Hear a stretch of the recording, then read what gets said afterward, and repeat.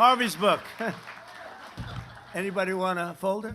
Hello, everybody. This is great. And I want to thank Harvey. I want to thank everybody. So many friends in this audience. You know, I'm very familiar with the area. And our country is hot. We're doing a good job. We're doing a good job. Stock market just at another high for the 59th time in 1 year. And it's been really great. But I want to thank especially Harvey and all of the people, his beautiful wife, Christina, daughter, Eve. And he really put his heart and soul. He's a wonderful man, a great attorney, a very legitimate person. Sit down. Come on, we'll be here. What the heck? It's a beautiful evening in Palm Beach. Sort of semi, isn't it? Huh? No, it's great. Hot area. It's a hot area. It's one of the hottest areas anywhere in the country, if you think, right?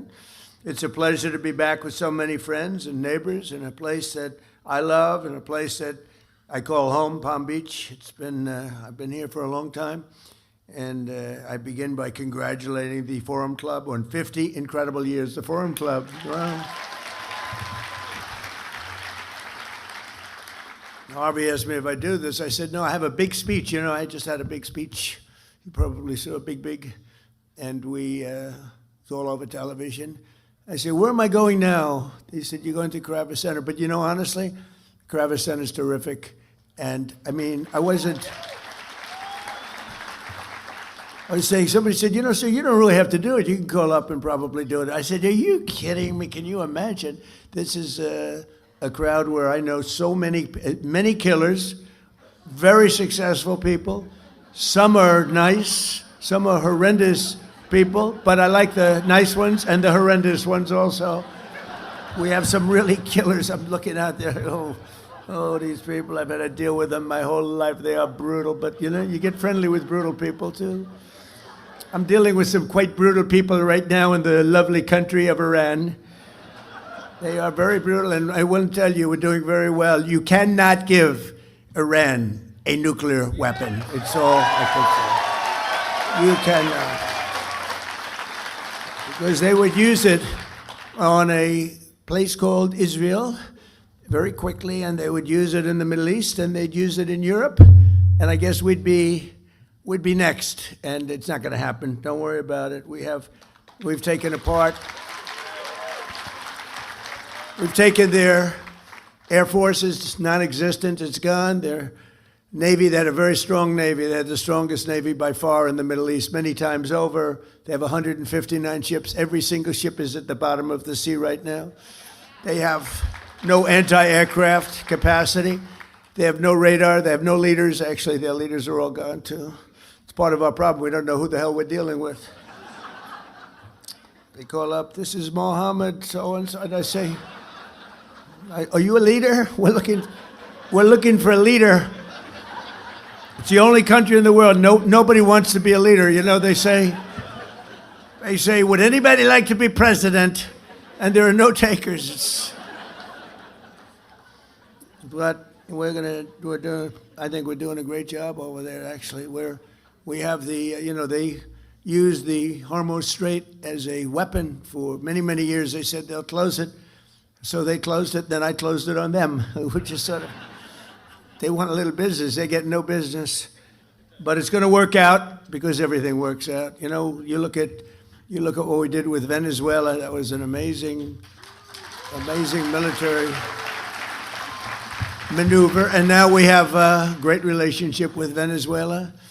100 million barrels of oil we've already sold. It goes down to Texas. It goes to be refined in Texas. 100 million. We're going to be another, over the next month, it's going to be another 100 million. And you'll be happy to hear this because you're a lot of great business people here. This is the first war that you've seen in the United States for a long time where we actually have paid for the cost of the war by about 37 times already. In other words, it cost us a lot. We had those big, beautiful aircraft carriers, lots of planes and everything else, but we've paid for it many, many times over.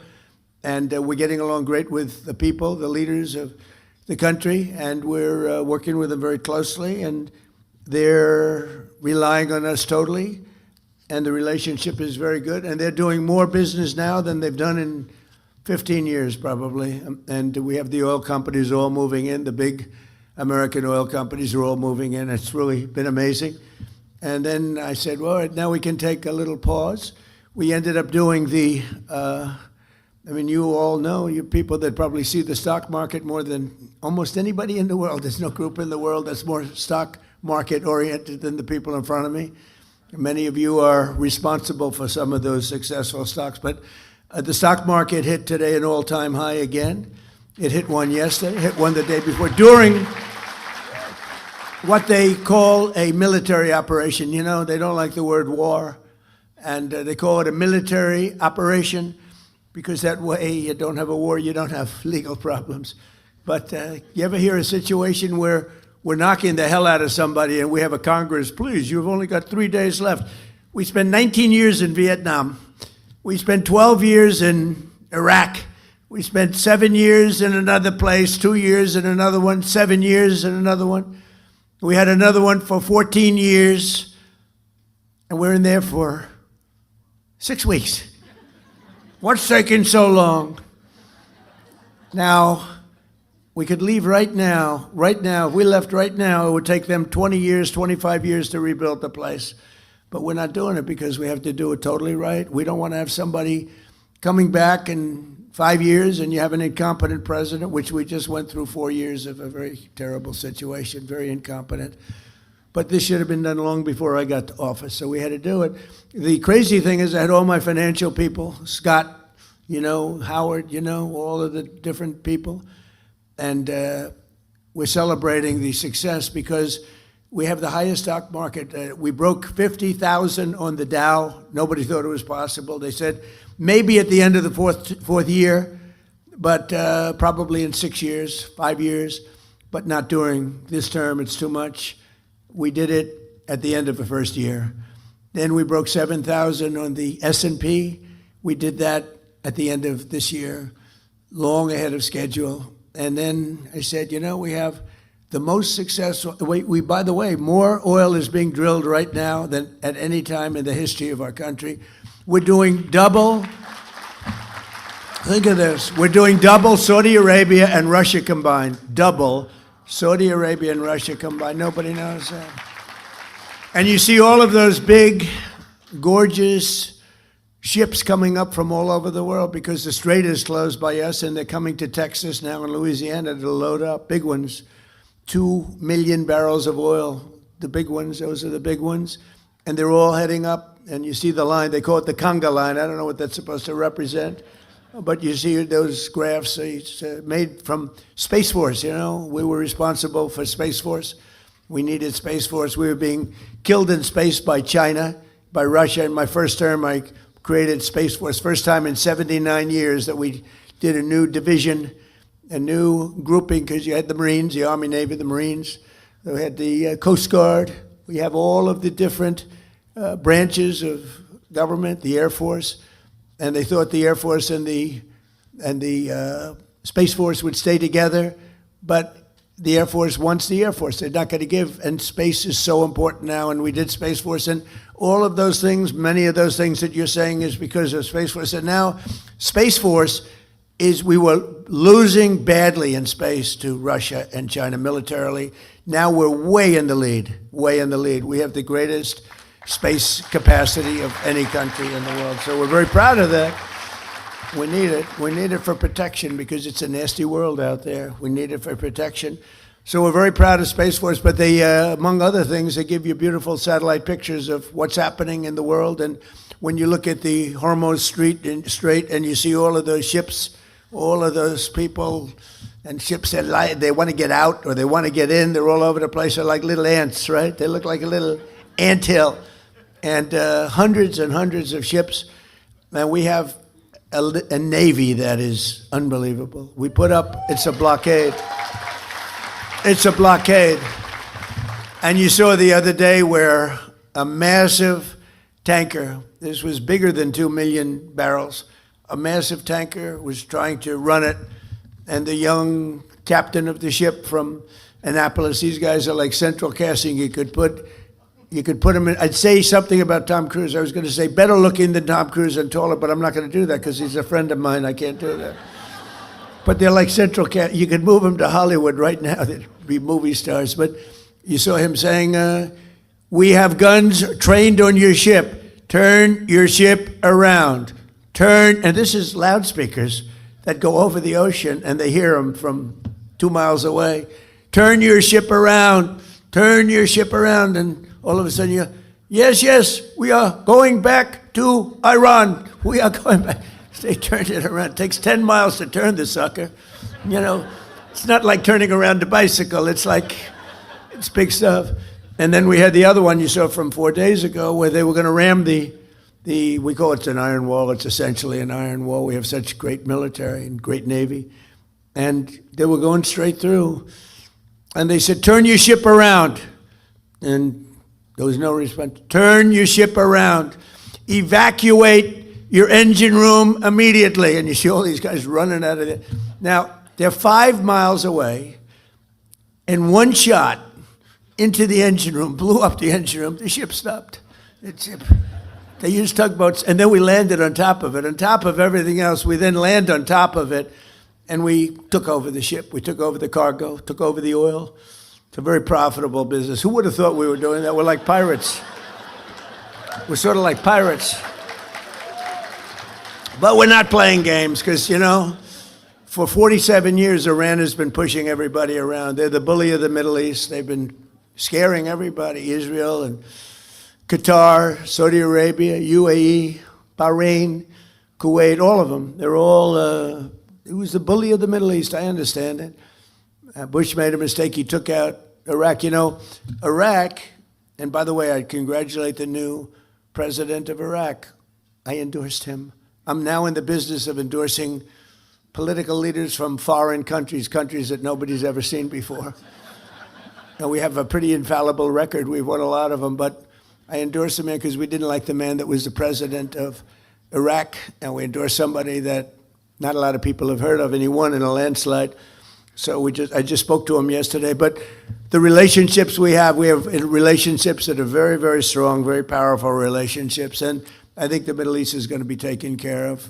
We had a lot of conversations with the leaders. I call them the new leaders. I call them the new regime. You know, they kept saying, the radical left, where is regime change? Well, if this isn't regime change, there's no such thing.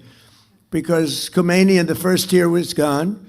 The second tier is gone. Half of the third tier is gone, which is a problem. That's a problem. Because we are trying to figure out the right one to talk to. We talk to one, and then another one calls up. Let's make a deal.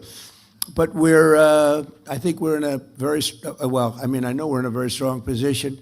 There's the expression that we've all heard, or many of us have heard, if you like the fights, if this were a fight, they'd stop it. But again, their military they have some missiles left.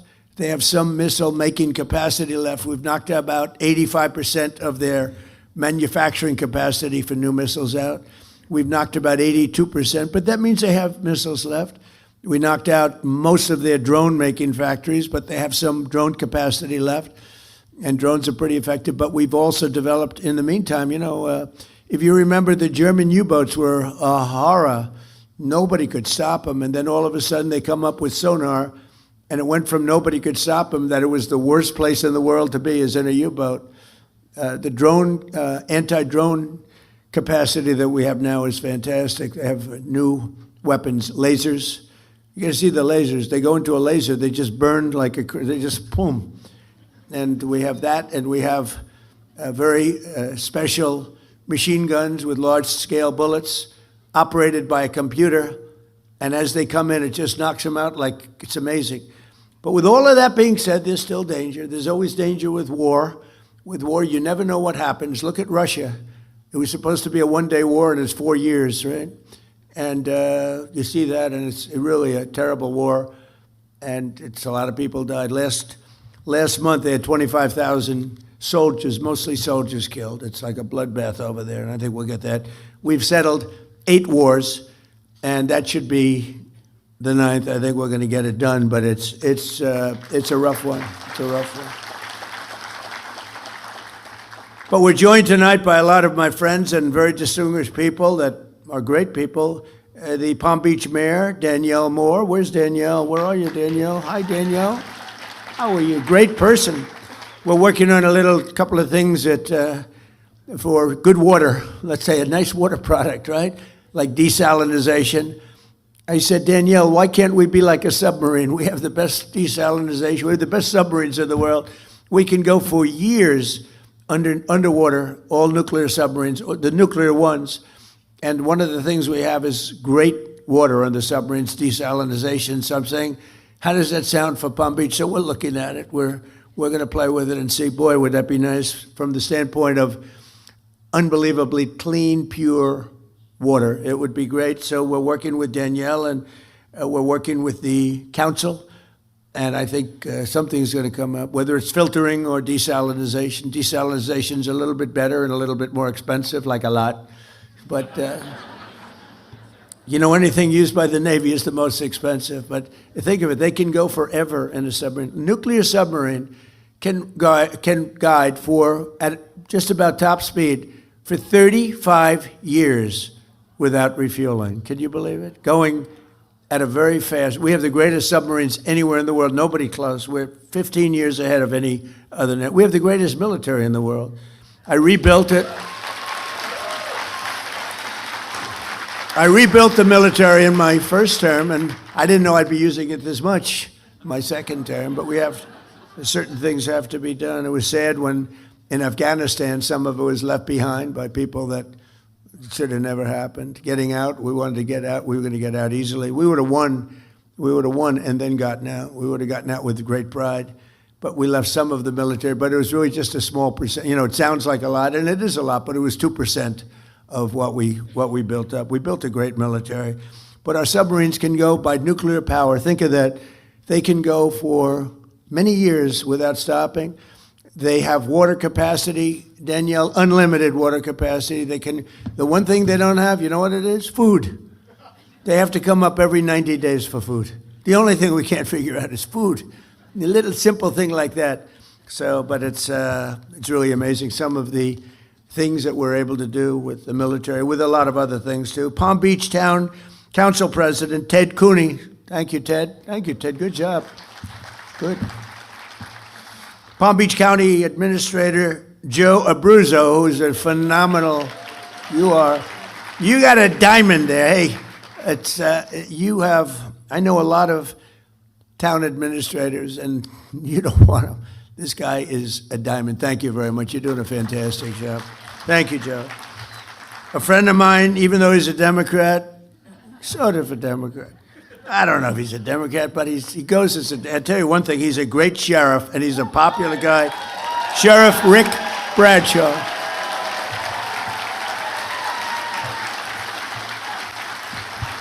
So I shouldn't tell you this. I told this to Rick, and I know how tough he is, and also I figured this might happen, but I voted for Rick. He's a Democrat. This could be the end of my presidential career. I voted for him, and one of the reasons I voted for him was he's great. The other was that I was afraid he'd check my vote. And you know what? I think he did, because there was a story in one of the papers that, I don't know, I did some filing, and they actually checked my vote, and I voted for Rick. So that's pretty good, right? All right, I'm in trouble with the Republican Party, but they'll understand. I'll figure that one out. Great job, Rick, really. Candidate for mayor of West Palm Beach, Christina Lambert. Christina, wherever you are, good luck. Good luck. And former Florida CFO, Jeff Atwater. Jeff, thank you. We have a friend of mine for a long time, Pepe Van Hool. He has a monopoly on the sugar market. I don't know if that's good or bad. Pepe. I think it's good. It sounds good to me. He has a monopoly on sugar throughout the world. He's also one of the largest property owners, maybe the largest in all of Florida. And Pepe Jr., who is just like the father, he looks like him, sounds like him. He might even be more vicious if that's possible. But they're both here. Pepe Van Hool, where are you, Pepe? And Pepe Jr., good. They are great people. And he's been a supporter of mine from the beginning, right almost before I ran, he said, if you run for president, you're going to win. Before I even announced, it was sort of crazy. He's been there from the beginning. Thank you very much. We appreciate the friendship. Great guy. I actually did tell Coca-Cola, why aren't you using real sugar? And they said, well, we have, the aspartame, whatever it is. I said, no. In other countries, believe it or not, Mexico, who does not like me after the change of the name to the Gulf of America, the president called me up, this is 6 months ago. We have 92% of the waterfront. They have 8%. And I always wondered, why is it the Gulf of Mexico? For a long time, even looking as a kid, I said, well, Gulf of Mexico, it's such a powerful name. It's such a powerful thing, the Gulf of Mexico, but it should be the Gulf of America. I mean, I'll say it only within the confines of this room, because I know that's a lot of fake news back there. Within the confines of this room, Mayor, you're not going to tell anybody, please? I was thinking about seriously calling it the Gulf of Trump, but I really was, but I was told by some very wise people, please don't do this. That's one I don't think would have worked. What do you think? That wouldn't have worked too well. But, it's such an honor you look at that incredible, powerful, beautiful, really rich area of water. There's probably very little like it anywhere in the world. When you look at all the rigs out there, all the wealth that's underneath that water, and now it's the Gulf of America. And the president of Mexico called me. He's not too fond of me anymore, but when she heard about it, it was put in some paper. Somebody leaked it someplace always. You always have leaks. When you're in my world, leaks are part of life. And it was leaked that I was going to change the name of the Gulf of Mexico to the Gulf of America. And she's a beautiful woman, a very nice, I never like to talk about beauty because that's usually the end of a political career. If you say somebody's a beautiful woman, they say, what a terrible, terrible thing. Everybody hates it except the woman that you're talking about. They love it. So I won't say she's a beautiful woman, but she's a fine woman. And she is. And she's got this incredible, beautiful voice, elegant voice. She was a ballet dancer. She's got this beautiful voice, and she goes, President, no, President, tell me, you're only kidding. You're not going to change the name of the Gulf of Mexico. Yes, I am. I'm sorry. No, please. Anyway, so they don't love me too much in Mexico right now, That's why guys like me are in a lot of danger, consequential people get in a lot of danger. You know what I'm talking about? Saturday night, it was good for one thing. People are loving my ballroom now. That's the only thing. They love my ballroom. They love my ballroom. It's going to be the best in the world, although I like the one at Mar-a-Lago very much too, Mayor. And we have County Commissioner Maria Marino. Thank you. Commissioner, thank you. Good job. And former Congressman Dan Micah. Where is Dan Micah? Thank you, Dan. Good job. An architect who's really talented. He's done a lot of work for him. He's got a flair, a beautiful Hispanic flair in particular. And he comes from originally a place called Cuba, which we will be taking over almost immediately. No, Cuba's got problems. We'll finish one first. I like to finish a job. On the way back from Iran, we'll have one of our big, maybe the USS Abraham Lincoln aircraft carrier, the biggest in the world. We'll have that come in, stop about 100 yards offshore, and they'll say, thank you very much, we give up. But this man really is great. Rick Gonzalez, he's a great architect. Where is Rick? He's doing a couple of projects for us now. He's doing some beautiful little projects that we have going with my son, Eric, who's fantastic. He's done a great job. And former Ambassador Robin Bernstein is here. She went out and learned Spanish, right? Dominican Republic. She went out and learned the language, and she learned it well. Congratulations. Not a lot of people aren't smart enough to do that, Robin. Most people don't bother doing it. I wouldn't do it, to be honest with you. But Palm Beach County is a very special place, and Palm Beach is a very special place, and it should be no surprise that across my first and second terms, residents of this community have served our country with exceptional devotion and skill. I'll meet people, I didn't know them, but I'll meet people at the club, or I'll meet people in Palm Beach or West Palm Beach. I love West Palm Beach. It's one of the really great stories is West Palm Beach. Palm Beach has been incredible. It's never been run better. We appreciate it. West Palm Beach is really hot. It's coming along so fast and so good. It's all over, one of the hottest. And I'm so honored with what's happened with Joe and with Meg. Where's Meg? Are you like, stand up, please? Meg is, she's fantastic.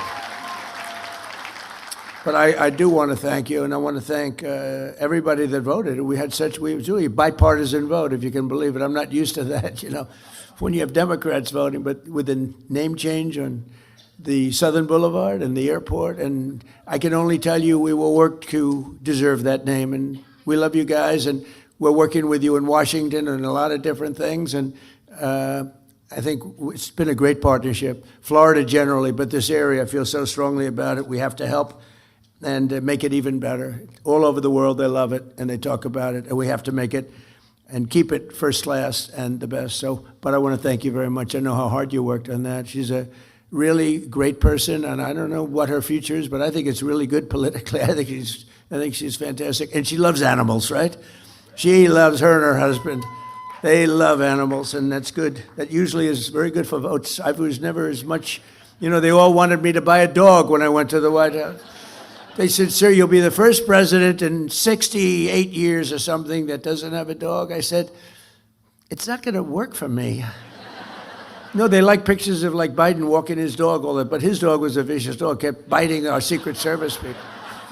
No, we had 28 bite problems, 28. This was a violent dog.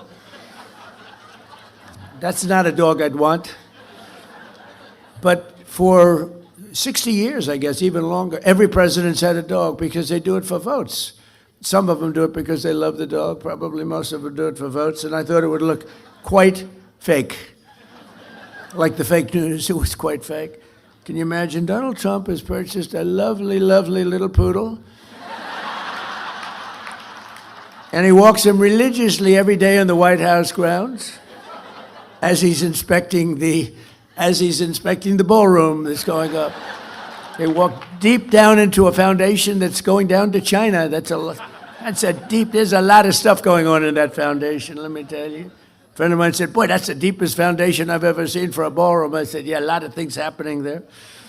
But we have several friends of mine that were great with us past and present. We have Secretary of Commerce, former Wilbur Ross is here. Thank you, Wilbur. Thank you, Wilbur. We have former Ambassador Woody Johnson, who's a great guy and you were a great ambassador. We appreciate it, Woody. Great guy, and the owner of the Jets, and current director of the Federal Housing Finance Agency, a man who has taken the Fannie Mae and Freddie Mac, but Fannie Mae, it's over $1 trillion in value. When I gave it to him, it was not doing well, and he's turned it around, and it's worth over it. We're thinking about taking it public, taking a little chunk out of it. I don't know what the hell we're going to do. It's peanuts compared to the values of, you buy 15 missiles. You take it public, it buys 15 missiles. But Bill Pulte, where are you, Bill? Bill. No, it's true. My first term, I was offered $100 million for that. And I turned it down because the guys that were offering me were very sharp. Two of them are sitting in the room, by the way. They're not happy. But I turned it down because I didn't want to. Did you ever hear of schmuck insurance, right? I didn't want to be a schmuck.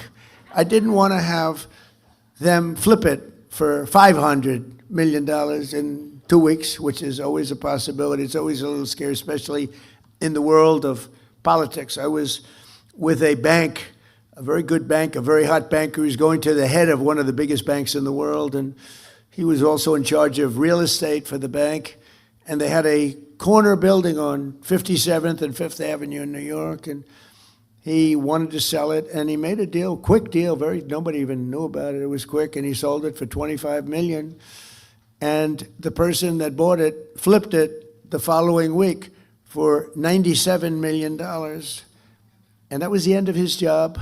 That was the end of his rise to the chairman of the bank. So I don't want to be in that category. But we kept it. I put Bill Pulte in charge, and I think it's worth over $1 trillion now, right? So we kept it, and we didn't sell it, and that's good. That's good.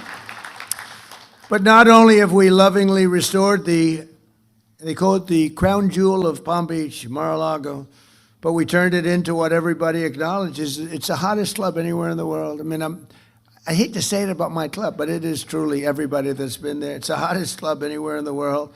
And very importantly, it creates hundreds of jobs and brings thousands of travelers here each year. And then we have all the weddings and all the conventions and the events that we have there are spectacular. And they say it's raised more money as a ballroom. It's raised more money than any other ballroom anywhere in the world for charity. We raise tremendous money for charity. It's every other night you'll see it.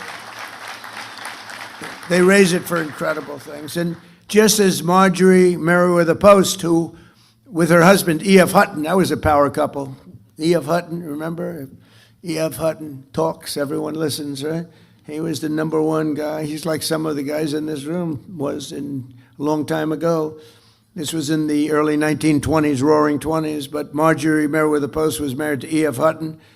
She was the richest woman in the world, and they wanted to build something incredible, and they envisioned everything, and they bought the lot in South Florida. She bought it because that's where the great reef, if you look at the maps, you have a great stone. It's a source of unbelievably powerful stone. It's a stone jetty, and it ends right there. She bought it there because there wouldn't be any settlement when you built the house on that settlement. It ends right in the backyard, actually, and it's really pretty amazing.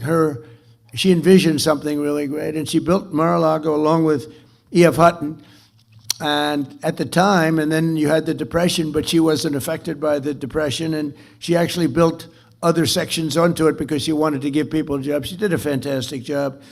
And she always wanted that to be the Southern White House. And in fact, when she died, she left it to the White House Historical Society.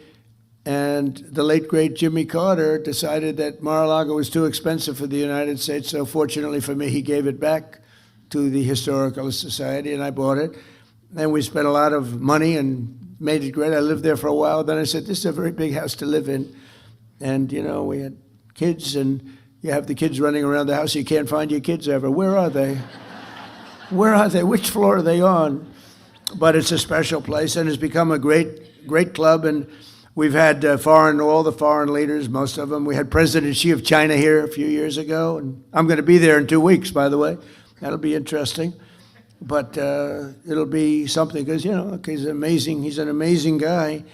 And the trip is going to be a very important trip that I'm making. And we had the late Prime Minister Abe of Japan. He was a fantastic man. He was a great friend of mine. He was assassinated in Japan with probably the only gun in Japan. They don't have guns in Japan at all. This crazy person made a gun and assassinated our friend, my friend. He was great. And we've had a lot of the other top leaders of the world at Mar-a-Lago. So good for Palm Beach. It's interesting. They have a lot of Secret Service, as you can imagine. Probably gets even more, but we have a lot. And I have friends that are very rich, very powerful, and they don't complain. They sort of love it because the president is in your community, not me. It's the president the president of the United States is in your community, and they're so proud of it. I mean, people that are in this room that are very, very substantial, as big as it gets on Wall Street, and they have houses that are beautiful, and they have to go around. They have to go to one bridge or another bridge. They get thrown around like piñatas by the Secret Service. Get the hell out of here. These are people that never get spoken to. The Secret Service, these guys, they don't have a lot of expression. They do a very good job. And the head of one of the biggest banks, the biggest bank, comes in. Sir, move out. What? Move out right now. Come on, let's go. He said, nobody's ever spoken to me. And yet they don't mind. It's crazy. They don't mind. They're honored to have the president, whether it's me or anybody, they're honored to have the president in their community. So it's great. And it also gives you a lot of additional security. You get a lot of free security. Mayor, I have to tell you, you probably have the safest community in the history of the world, if you want to know the truth. Nobody's coming into Palm Beach to do any robberies, okay? In addition to a really great police group that you have, they work very closely, and the firemen and policemen, and we have the ball over, the policeman and firemen's ball, and I think it's become the hottest ball over with John Scarpa and all the people, Tim, all of the people that do it. I think it's the hottest ball, but it's an honor to work with the police. I also based my campaign here on election night in 2024. We had a great victory party just across the street in the convention center, and that was quite an evening. We were waiting for the decision, and it came early. It was around 9:02, and they said, Donald Trump will be the next president of the United States of America. It was very cool, actually, I thought. And it was right across the street. It was right across the street, and then we had some crowd. Joe, you could use a little bit larger convention center, whatever you can do. Get that thing. I know you are. If you're working on it, it gets done. And so it was from Mar-a-Lago. We were there, and then we came over here, and we had a tremendous crowd. And we celebrated a tremendous thing. And our country now is just amazing. And we were laughed at and mocked. For 4 years, we were mocked. We were laughed at as being a stupid country. And now we're thought of with great respect, like we haven't been thought of for many, many decades. I want to thank the entire Palm Beach community for the extraordinary support that you've shown me and my family over the years, and I especially want to express my profound gratitude to the recent renamings. I want to just tell you that we have a lot of things in store. I know that a lot of tremendous elements are going to be added to the airport, making it bigger and better, and it's really going to be, I don't think there'll be anything as good as your airport will be anywhere in the country, anywhere in the world. So that's the way I feel, and that's very important. In Washington, they say, sir, which airport would you like most to fix up? I said, how about Palm Beach? You know? So you'll be all very happy. And, you know, it's right now, I own Doral, and right now we have a tournament. I'm so busy. And we have the big Cadillac Championship going on, all the great players, the PGA Tour. And they're there, and yesterday somebody came up, said, sir, the tournament is great. I said, what tournament are you talking about? I'm so busy with the Iranians calling, trying to make a good deal, and we're not going to let that happen. But they've got to make a bad deal. But if they make a deal at all, because frankly, maybe we're better off not making a deal at all. Do you want to know the truth? Because we can't let this thing go on. Been going on too long.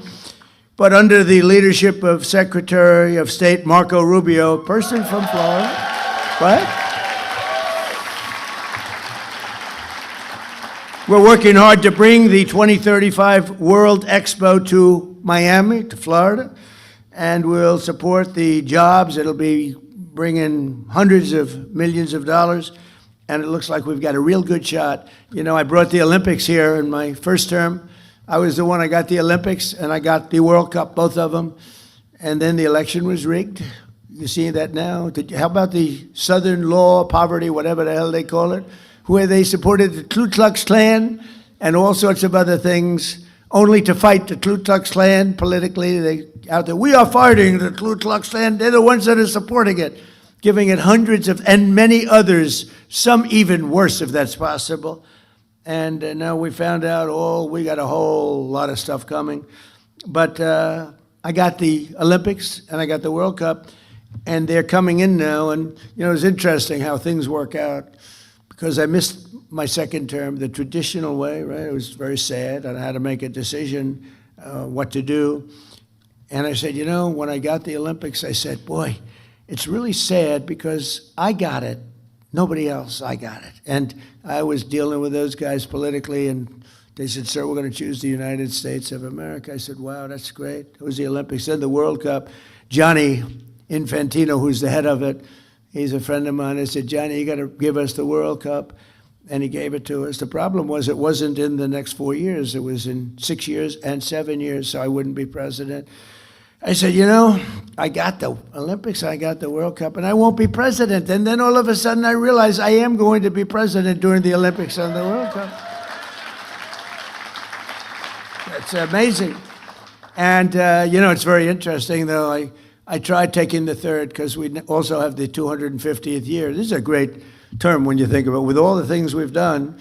And on top of that, and then we did the great big beautiful bill with no tax on tips, no tax on Social Security, no tax on overtime, all sorts of things. It's turning out to be very popular. People are now understanding it. But when I got these, I said, 250 years, okay, I got the Olympics, I got the World Cup. Maybe I can also claim the 250-year thing that I got that too. So I tried. I said, I also got 250 years. And they said, sir, you didn't get 200, with 250. Okay, well, I gave up. So I gave up on that one. But we're having an unbelievable celebration. And in fact, on June 14th, not so far away, the UFC is going to have, I think it's the most exciting. I've been involved in a lot of events. I've given it a lot of tickets. I've sold a lot of tickets to things. I don't think I've ever had anything. This is going to be wild. We have a 5,000-seat arena being built right opposite the front door of the White House for the 250th. And that's going to be June 14th, which is my birthday, which is absolutely, Flag Day. Flag Day. But and that's a coincidence. It is not, I didn't do that. It just worked out that way. It is actually true, I swear. I did not do it. It worked out that way. But it's June 14th. At least it's easy to remember. And they're building, it's going to be a Sunday night, and it's going to be on CBS. And then they're having, that'll be a 5,000-seat like arena that's going to be sort of a one that they put up. UFC, Dana White, the great Dana White, he's fantastic.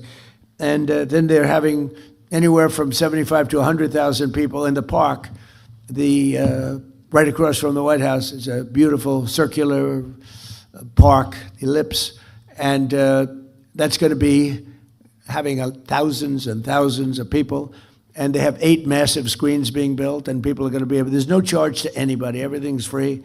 And it's going to be something really fantastic. The biggest problem I have is the 5,000-seater. I have everybody that wants tickets, but it's one of the hottest things. And then we have the IndyCar, as you know, they're doing a race. Roger Penske, and he said, I've come to Washington 142 times over the years trying to get an IndyCar race in Washington around the Capitol. He said, and I've never been able to do it. And then I gave it one last chance. And I saw my friend Donald Trump, president, and in a half an hour, I had the whole deal done. We made a deal. So they're going to be, it's a little bit like the airport, right? And in literally, it's going to be great. In half an hour, he got the deal done. He's so happy. Roger's incredible. He's won 20 Indianapolis 500s. I gave him the Presidential Medal of Freedom. I said, it's amazing. These countries, Germany, Japan, they spend billions of dollars on cars trying to win the Indianapolis 500, and they rarely do it. I don't know if they've ever done it, but they rarely do it. They spend all this money. Roger Penske's won it 20 times. So needless to say, he's quite good in the automotive division. I mean, the guy is amazing. He's won 20 Indianapolis 500. It's not even believable. So I gave him the award when he won his 18th. I said, Roger, I'm going to give you the Presidential Medal of Freedom. What you've done is amazing. And since then, he's won 2 more. I don't know what it is. It's crazy. But he's a fantastic guy. So we're going to have the Indy, which are like the racing cars, a Formula One type car. And that's going to be something that everybody's looking for. We're providing $42 million of improvements in Florida railway safety. You know that. And $210 million to the state for rural health care. And we delivered more than $2 billion in federal funding for the Army Corps of Engineers to dramatically speed up the restoration of the Florida Everglades and Lake Okeechobee, which is now being done, right? We're doing that. A lot of it's been done. I got it done in my first term, but we're adding to it Okeechobee and, all the things that benefit you. And today we delivered a huge win for our great fishermen and anglers in the state. And we have any fishers? I don't think this is a fishing room, I gave this statement a little while ago in the villages, and the place went crazy. I don't think any fishermen here? Well, that's not bad. Well, then you like this. That's better than I thought. But all state permits for the 2026 red snapper recreational season, as you know, was brutal with the federal government. You couldn't do anything. They let you catch a half a fish. If you caught 2 fish, they want to put you in jail, give you the electric chair. If you're lucky, you'll go to jail for the rest of your life instead of the chair. It was brutal. And so for years, our great fishermen have been punished in Florida and some other states with very short federal fishing seasons, like how about 2 hours? Go fishing. You go fishing for 2 hours, and then you have to pull it in and get the hell out of town, or they'll arrest you. But they gave you record short season, and I'm giving you unlimited seasons and federal seasons despite record fish populations. It's hard not to have a record fish population when nobody's been allowed to fish, essentially. And the states are begging to get these permits, and what we're doing is we're doing it. And the very incompetent Biden administration tried to shut down the oceans to our fishermen. And that, look, the ocean's a big place. It's a big place. But we love and respect our fishermen and all of those people that love that sport and love it. And so I'm very happy to announce that we just spoke with NOAA. That's your big group that does all of the work on regulation. And we're delivering to you all of the permits that you need for long-term fishing and lots of fishing. And enjoy the red snapper or whatever the hell you catch, because you're allowed to catch it now without going to jail for the rest of your life, okay?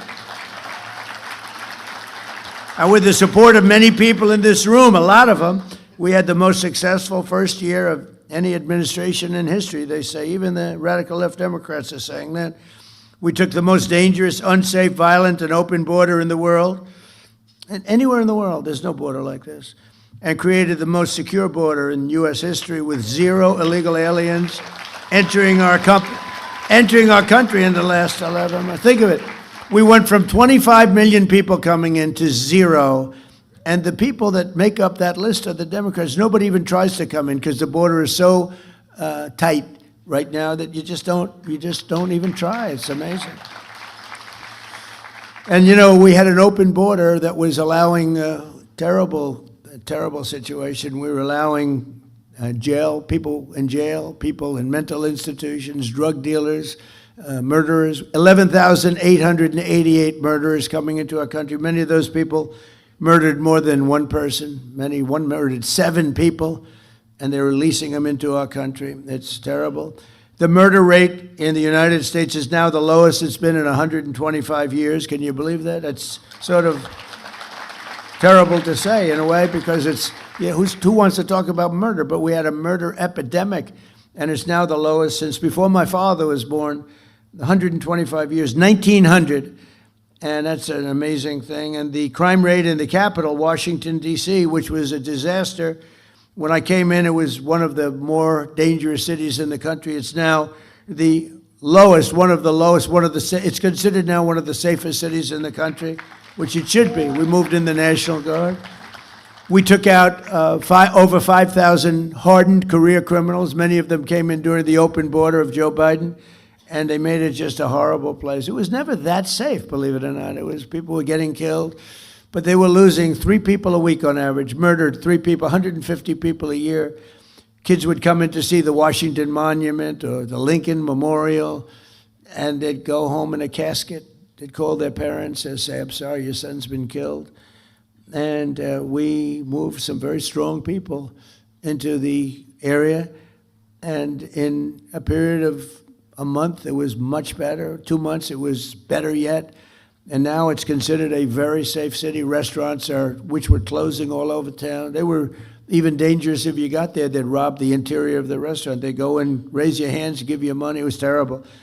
And it's a very interesting statistic, Mayor. So 90% of the crime is committed by 2% of the people. And that's really good, because that means you can solve the problem. If it was 25% of the people, that's a tough thing. 2% of the people commit 92% actually of the crime. It's incredible. It's great because you get rid of them and you don't have. And we took out over 5,000 hardened career criminals, numerous murderers, and they're gone. They're back in their countries or they're in jails. We've secured the largest reduction in drug prices in American history. Under my most favored nation agreements, we're delivering your record-setting discounts with price differences of 400, 500, and even 600% lower. And what that is most favored nation. We were the highest priced drug nation anywhere, prescription drugs anywhere in the world, by far the highest. A drug that would sell for, like the fat drug, you know, my friend became a very famous, he's begging me not to announce his name, but I use him as an example. He's very smart, very fat. And he was in London and he bought, he called it the fat, I said, I get one of those fat shots. And I said, it's not working. He's become very famous because he's really the one that got me onto this. It was like crazy. He said, in London, I buy it for $87. In New York, it's $1,300. The same exact, and he's very smart, very rich, actually. Highly neurotic. He's a neurotic guy. Highly neurotic. Most neurotic people, they're either really wealthy or they fail badly, you know. You want controlled neuroses. His is not controlled, but he's smart. He checked out the company. He said it's the exact same drug from the exact same factory, made in the same plant. Everything was except the price. One was $87 in London, and one was $1,300 in New York. He said, what's going on? And actually, it had a little bit of an impact, and I went to the drug companies. I went all over. They've been looking at this for years, but there was no way you get the drug companies to do it. I got them to do it. I did a lot of bad things to them, but I got them. But they didn't care because they said there's no way to get the countries to do it. You had to have the country because in London, a pill that was selling for $10 would sell for $100 in the U.S.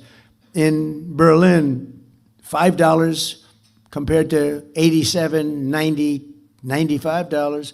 A tremendous, sometimes 10 times, maybe more than that. So they said, you'll never get the countries, sir, but we're with you. They didn't know this was going to happen. I said, I'll get the countries 100%. So I called up, you might have seen this, I mean, I've said it a couple of times. I called up the countries, and I got France. That's Emmanuel Macron. Beautiful accent. I said, Emmanuel, you're going to have to lower your drug prices in the United States because you're making it impossible for us. I mean, your prices are low and our prices are high, and you're going to have to, no, Donald, I will not do that. You see, because the world is bigger than the United States, it's really not as bad for them as it sounds. If they double their price, we can lower our price to them because of the size. It's a world situation. The whole world was ripping us off. We were paying 10 times more, 5 times more, crazy. And so I said, no, Emmanuel, you will do it 100%. No, I will not do it. So if he had a pill that sold for $10 and he had to sell it for $20, that's a big increase, right? But I said, it's not fair, Emmanuel, because we're not fair. You will do it, Emmanuel. You will do it. He said, no, I won't. I said, here's what I'm going to do, Emmanuel. If you don't do it, I'm going to put a 200% tariff on your wines and champagnes that you sell into the United States, and it's effective on Monday morning. Donald, like I said, I will do it. I'd be glad to. So I did that with all the countries, and every country agreed. I'll tell you who can't believe it, the drug companies. They said, what you did is impossible to do. But I do it. I do a lot of things that are impossible to do. Like becoming president 3 times. Like winning 3 races. Anyway, so we have the lowest prices anywhere in the world. We went from the highest price. It's a really big thing. And frankly, that should win us the midterm, but the press hates to cover it. So, but people now know. So you can get drug prices. We go from the highest priced drugs in the world to the lowest. It's an amazing thing, and we have a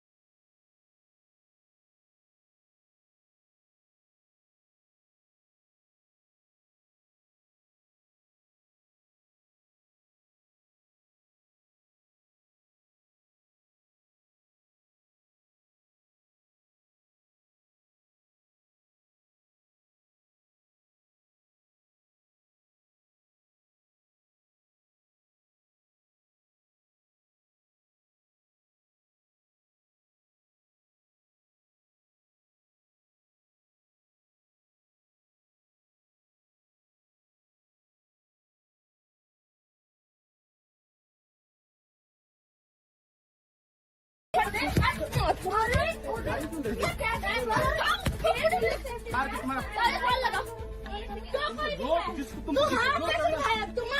हमको मारा है, अब बता दो।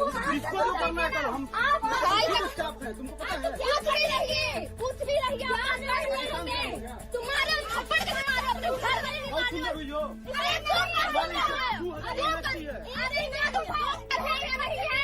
तुमसे validation ले रहे हैं क्या? तुमसे बोल रहे हैं तुम हमको कॉम्प्लीमेंट बन रहा है, बोलिए ना आगे। Young from Gilgit-Baltistan has gone viral with a candid, on-the-ground video recorded inside a mall, sharply criticizing the treatment of Pakistani passport holders abroad, what she calls government propaganda about Pakistan's global image. Speaking directly to the camera, she highlights visa denials, discriminatory checks, and low international respect for the passport, urging Pakistanis, especially in her region, to step outside their comfort zone and face reality. While officials tout Pakistan's rising global standing, a voice from Gilgit-Baltistan is pushing back hard.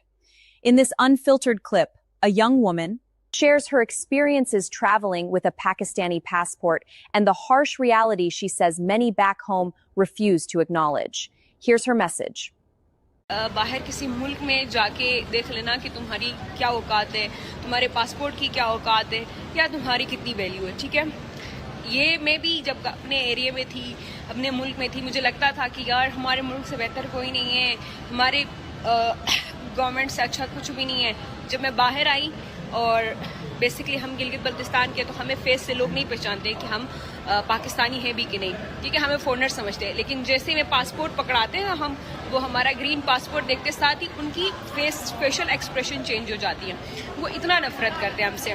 बाकी मुल्कों को तो छोड़ो, जो Islamic countries है, ठीक है, वो ही हमसे नफरत करती है। हमें किसी कंट्री का वीज़ा नहीं मिलता, ठीक है, ईजिली किसी भी कंट्री का वीज़ा नहीं मिलता है हम पाकिस्तानियों को स्पेशली। यहाँ तक कि अंदाज़ा लगा लो, इंडिया को देख लो, कितने कंट्रीज़ हैं वो बिना वीज़ा के जा सकते हैं। तुम लोग कौन से कंट्री बिना वीज़ा के जा सकते हो, ज़रा बता सकते हो मुझे? अपने मुल्क में बैठ के, ठीक है, हलाल हराम देखे बगैर कमाई करके, अपने से निचले तबके को कमतर समझ के खुद को बदमाश समझते हो और खुद की इस जो भी आप लोगों की गंद बला है उस पर खुश होते हो तुम लोगों की गुंडागर्दी और तुम लोगों की बदमाशी या तुम लोगों की ये अमीरी तब मानूंगी जब तुम लोग मुल्क से बाहर निकलोगे और यहाँ के लोगों से भी उतने ही बदमाशी से बात करो और उतने ही उनके ऊपर हावी हो जाओ, तो तब मानूंगी कि तुम लोग कितने पानी में हो और कितने ज़मीन पे हो, ठीक है। हमारी करेंसी की हालत देखो क्या हुई है, हमारे पासपोर्ट की हालत देखो कि किस रैंकिंग पे पासपोर्ट आ रहा है। मतलब हमारे मुल्क का तो बेड़ा गर्क हो चुका है और तुम लोग स्टिल ऐसे गंदे गवर्नमेंट को सपोर्ट कर रहे हो जो कि सिर्फ अपनी कमाई कर रही है, किसी और के लिए सोचते ही नहीं है। बाहर कंट्री जाने से पहले 1000 बार एयरपोर्ट पे सोचना पड़ता कि इमिग्रेशन वाले हमारे साथ कैसा सलूक करेंगे। मैं गई थी रिसेंटली श्रीलंका, वहाँ पे सिर्फ पाकिस्तानियों को, ठीक है, मेरे साथ और भी थे, हमारे पासपोर्ट देखते साथ हमें साइड कर दिया, सिर्फ पाकिस्तानियों को, और उनसे अलग से क्वेश्चंस हो गए। और जब हम वापस आ रहे थे तो बाकी सबकी चेकिंग ऐसे नहीं हुए। हमारे बुजुर्ग हजरात जिनकी दाढ़ी यहाँ तक थी, उनको जैकेट तक उतरवा के, उनके सॉक्स तक उतरवा के उनकी चेकिंग की गई। क्यों? क्योंकि हमारा पासपोर्ट पाकिस्तानी था। इवन हमसे रूड हो गए, जिसके बेस पे मेरी वहाँ पे लड़ाई भी हो गई कि हमें मुल्क के बेस पे जज ना किया जाए। तो तुम लोग क्या समझते हो खुद को? इतनी औकात नहीं है तुम लोगों की। दूसरे मुल्कों के लोग हमें अपनी जुत्ती के बराबर भी नहीं समझते और तुम लोग अपने उस सस्ते गवर्नमेंट पे पता नहीं किस चीज़ की फख्र कर रहे हो। और अगर थोड़ी बहुत शर्म हया हो ना तो नेपाल के यंग जनरेशन से सीखो ही। नेपाल की जेंजी ने अपने पूरा का पूरा मुल्क को, गवर्नमेंट को, सबको चेंज करके रख दिया और पॉजिटिव वे में चेंज कर लिया। हमारी जेंजी क्या कर रही है? नशे में, लड़कियों में, पार्टियों में, और फिर बातें करा लो तो बड़ी बड़ी। इस अपने ना कंफर्ट जोन से बाहर निकल के किसी मुल्क में जाओ और यही चीज़ें वहाँ करके दिखाओ, फिर तुम लोगों को पता चलेगा कि तुम्हारी असल हैसियत क्या है वहाँ पे। और मेरी वीडियोस पे आके बकवास करने से तो मुझे कोई घंटा फ़र्क नहीं पड़ता। और मेरी वीडियोस पे कुछ ऐसे लड़के जो वो आके इस तरह के लॉल वगैरह कमेंट्स करते, जो हर लड़की के इनबॉक्स में जाके मैसेजेस के अलावा इनको कुछ आता नहीं है, ठीक है, विद प्रूफ में बात कर रही हूँ। ये इनका एक ही काम है, लड़कियों के इनबॉक्स में जाओ, उनको मैसेजेस करो, ठीक है, और फिर बातें करा लो। तो मुल्क की गवर्नमेंट भी इतनी बड़ी बड़ी बातें करते हैं, ठीक है। पहले खुद कुछ पढ़ लिख लो, दुनिया से निकल जाओ, कहीं बाहर निकलो, अपनी माइंडसेट को खोलो, फिर तुम्हें पता चलेगा कि तुम्हारे मुल्क की क्या हैसियत है और तुम्हारी क्या हैसियत है और तुम्हारे पासपोर्ट की क्या हैसियत है। और स्पेशली मैं अपने इलाके के लोगों के लिए कहूँगी जो इस गवर्नमेंट को सपोर्ट करते हैं, उनसे मैं इतना कहूँगी कि किस गवर्नमेंट को सपोर्ट कर रहे हो, तुम्हारे पास तो इतना भी तुम्हारी वैल्यू नहीं है कि तुम अपने प्राइम मिनिस्टर चुनने के लिए तुम वोट कर सको। ठीक है, इमरान खान वो बंदा था जिसने थोड़ी बहुत भी तुम्हारे इलाके के नाम बढ़ाई थी। जाओ ना अभी करके दिखाओ तुम्हारी वैल्यू क्या है। तुम अपने प्राइम मिनिस्टर को ही नहीं चुन सकते, तुम अपने प्राइम मिनिस्टर के लिए वोट ही नहीं कर सकते और तुम बड़ी बड़ी बातें कर रहे हो।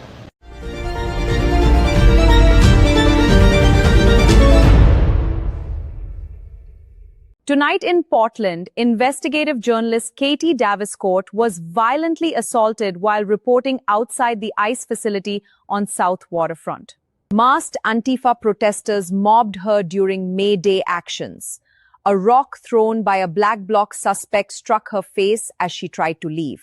This latest incident highlights ongoing lawlessness at the site, where federal operations face daily disruptions despite Antifa's terrorist designation, raising questions on enforcement as journalists and agents endure repeated threats. This story is still in development. Till then, subscribe to the Newsroom Global. You don't know who you are? Huh? You like pedophiles? You into that shit? Look at what you're doing here.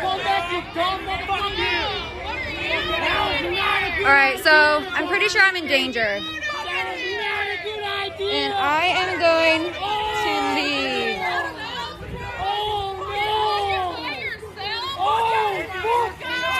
Oh, I just got assaulted. They just threw a rock in my face. Okay.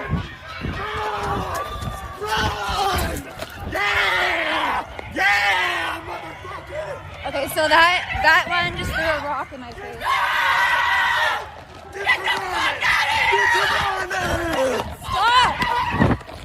Stop! Okay.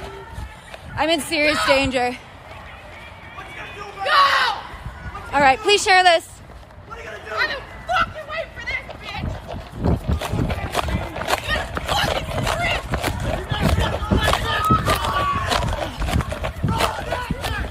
I'm in danger! Help! Help! I'm a journalist. I'm in danger. I'm in danger. I'm in danger! I just got assaulted really bad. I'm a journalist. I'm reporting undercover. Antifa just threw a rock in my face. Did it hit you? Yes, I have it on camera. You have it on camera? And they just threw it out, or, gosh, Do you I can't breathe. want to take your hood off or not while they're, Yeah. not while they're here? Hold on. The Delta Fleet and Kerwin are going to be taking a assault for one of their face. Oh, I can't get this off. Hold on, don't pull your hair. Let me I don't. help you. Let's unzip it. Hold on. Hold on. Can you unzip this? Okay. You gotta pull it off. Okay. Sorry, my name's Katie. I'm a journalist, and they just assaulted me. They threw a rock in my face, hit my nose, So are they screaming straight and at you? yeah, they were screaming. You have it on video? Yeah, Can you try to pull it up so I can see it? yeah, it's on this live stream. Okay. Why don't you try to, if you can pull it up so we can, Okay, I'm gonna stop this. you can reboot it after you show up. Yeah, okay. All right, I'm good, guys. I'm really tired of this shit.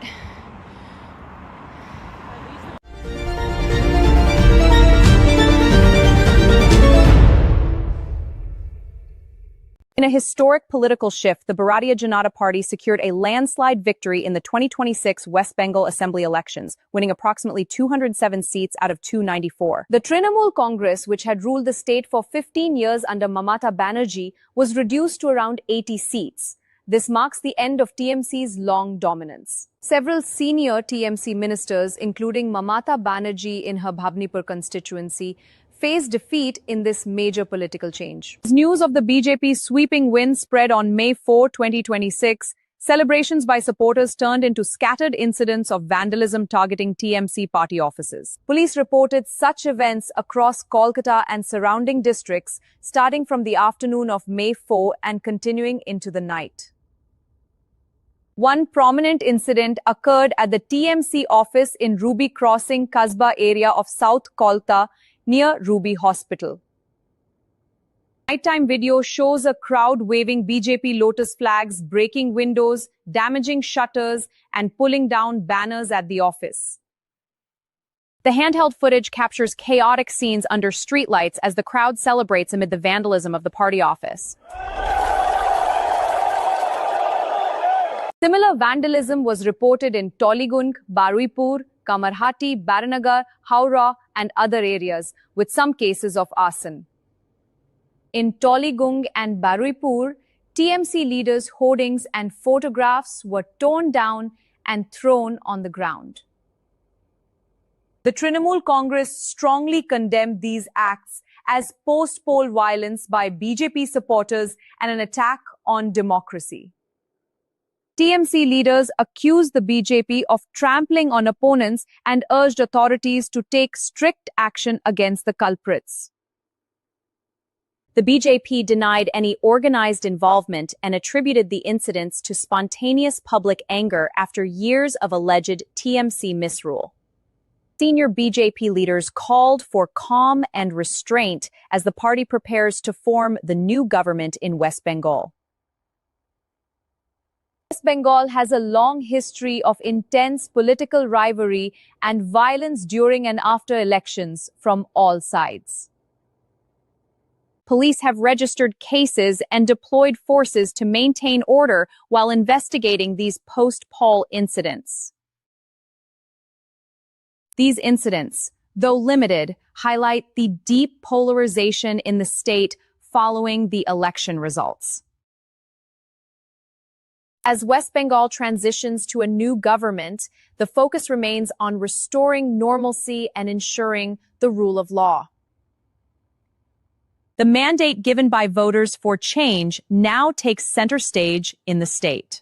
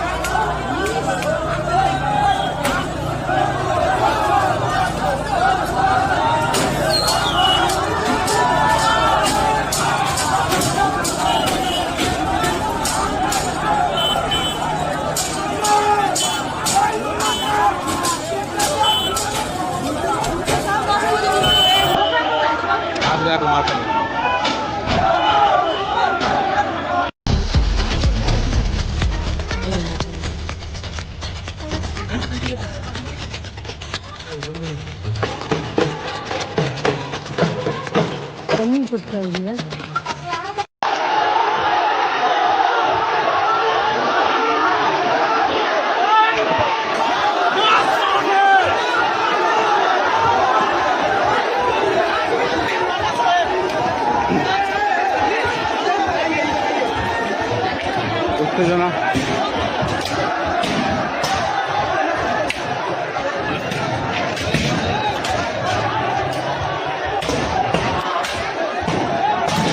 യുവശക്തി മുന്നോട്ട് ദേശസ്നേഹം കൂടെ നവകേരളത്തിൻ പുതിയ വഴിയോടെ നമ്മുടെ ശബ്ദം ലോകം കേൾക്കും BJP വന്നാൽ നാട് ജയിക്കും വികസനമാണ് നമ്മുടെ ഭാഷ ജനസേവനമാണ് നമ്മുടെ ദിശ ഒരു വോട്ട് മാത്രം ചരിത്രമാകും Kerala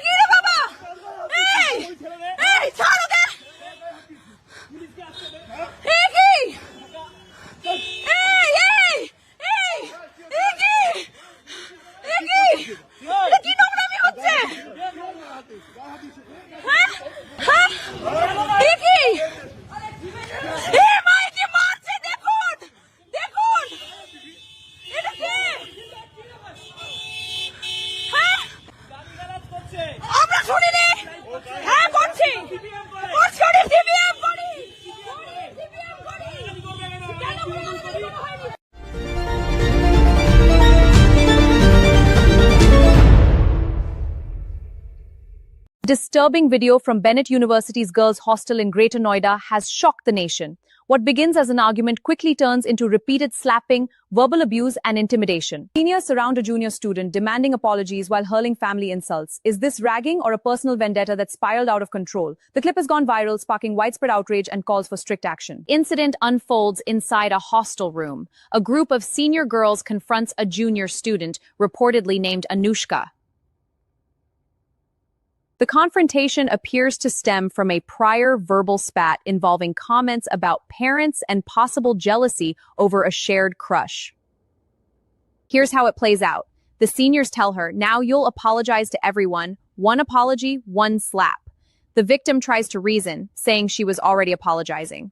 But they insist, "You'll get slapped. We won't let you go until you cry." They accuse her, "You went after my father. Remember, awaken the rage inside." Junior pleads, "Enough, stop, it's hurting, blood is coming."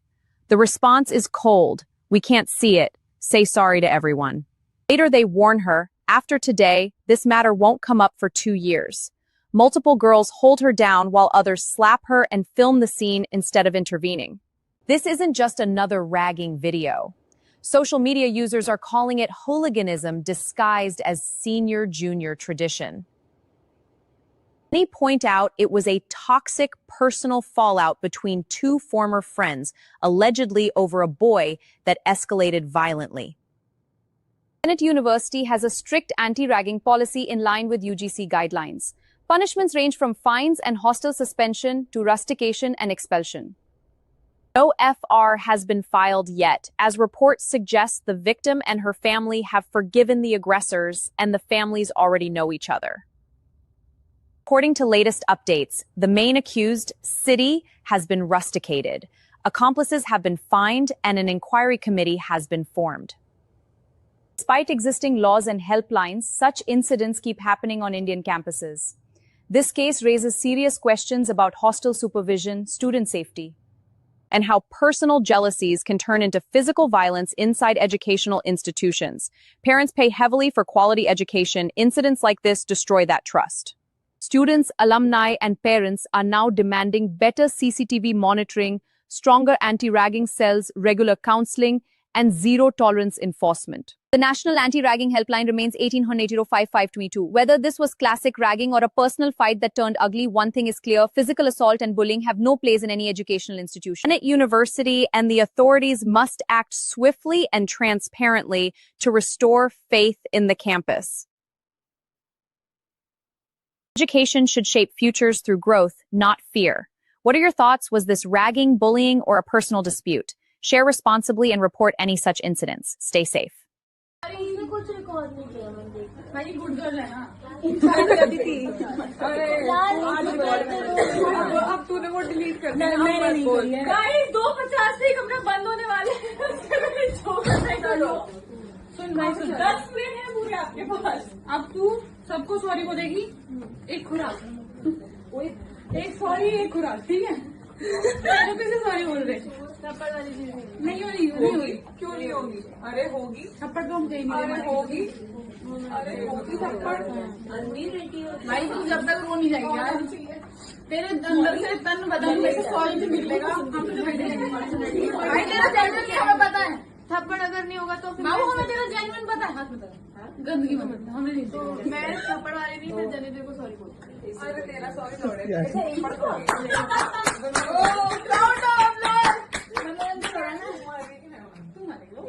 बाप पे तो तेरे गई है याद कर अपने अंदर की रेज जगह रोई है बेटा तू आंसू भाई तूने बाप पे तो तेरे गई है अरे यार नहीं यार अनुष्का यार बाप पे तो तेरे गई है चटाक से एक जरा चटाक से ओ छोड़ दे एक और छोड़ दे अरे बाप पे क्यों गई बाप पे क्यों गई मुंह तो सीधा नहीं बस हो गया अरे मुंह सॉरी बोल सबको सॉरी बोल सबको सॉरी बोलेगी मैंने तेरे को पैर नीचे कर दिया अपने मेरे बाप को बोलेगी एक सेकंड इधर देख वो लग गई समझ आ रहा कौन आ रहा है हमें तो ये जो मैंने करा है ना बहन की लौड़ी तेरी माँ की चूत वो सॉरी बोलेगी अभी तक शी लिटरली क्राइड ना अब बोलेगी सॉरी बोल सॉरी फोन नहीं मिलेगी तुमसे। आओ भाई जी से सॉरी होती तू होते देखो बहन जो दिल्ली में दी आना है बोल सॉरी बोल रहे अबे सॉरी बोलेंगे सॉरी बोल सबको सॉरी बोल नहीं बोलने जाती है क्या हरकत थी मेरे बाप पे बोला कैसे बोल सकती है मेरे बाप पे बोला कैसे इसके बाप तेरे बाप पे बोलूं बहन की लौड़ी बोल तेरे बाप को फोन करके कहूँ मेरे बाप के बारे में क्या बोल रही है इसका रूम नंबर बता देना अर्जुन से कहाँ छुट्टी है जब इसका बाप तेरे से पूछता है कहाँ है ये क्या ये बचाया बचाया बचाया बचाया बहन चोट तेरी माँ मेरे बारे में क्या सोचती है इससे मेरे को क्या फर्क पड़ता है अपनी मम्मी को सॉरी बोलते क्या 16 लोग खड़े हैं इसको ही नहीं बोलना नहीं ये पहले ये चीज बोल तूने उसके पेरेंट्स के बारे में बोला ना वो चीज गलत है तू उसके सबको बोल राधिका आजा अब ये बात खत्म होगी आज के बाद 2 साल में ये बात उठेगी नहीं अब आ जाओ खत्म कर रहा है खड़ी हो मौली सॉरी बोलेगी अभी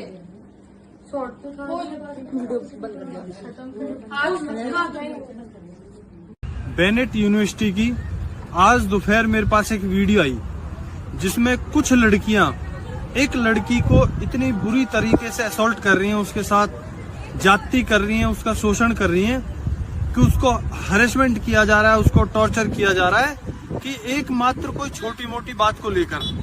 आखिर अब तक बेनेट यूनिवर्सिटी ने उस प्रकरण पर क्या किया है और क्या पुलिस प्रशासन ने इस पर एक्शन लिया है? अगर इस पर सख्त से सख्त कोई एक्शन नहीं होता है तो समाजवादी छात्र सभा, हमारी स्टूडेंट यूनियन विंग इसके खिलाफ जमकर बेनेट यूनिवर्सिटी पर आंदोलन करेगी और उस बहन का, उस बेटी का जिसको अकेले होकर इन्होंने उसका असॉल्ट किया, उसका शोषण किया, उसके साथ बदतमीजी की, उसका साथ देंगे और ऐसे किसी भी प्रकरण में बिल्कुल सख्ती से निपटा जाएगा, चाहे उसमें लड़का हो लड़की हो।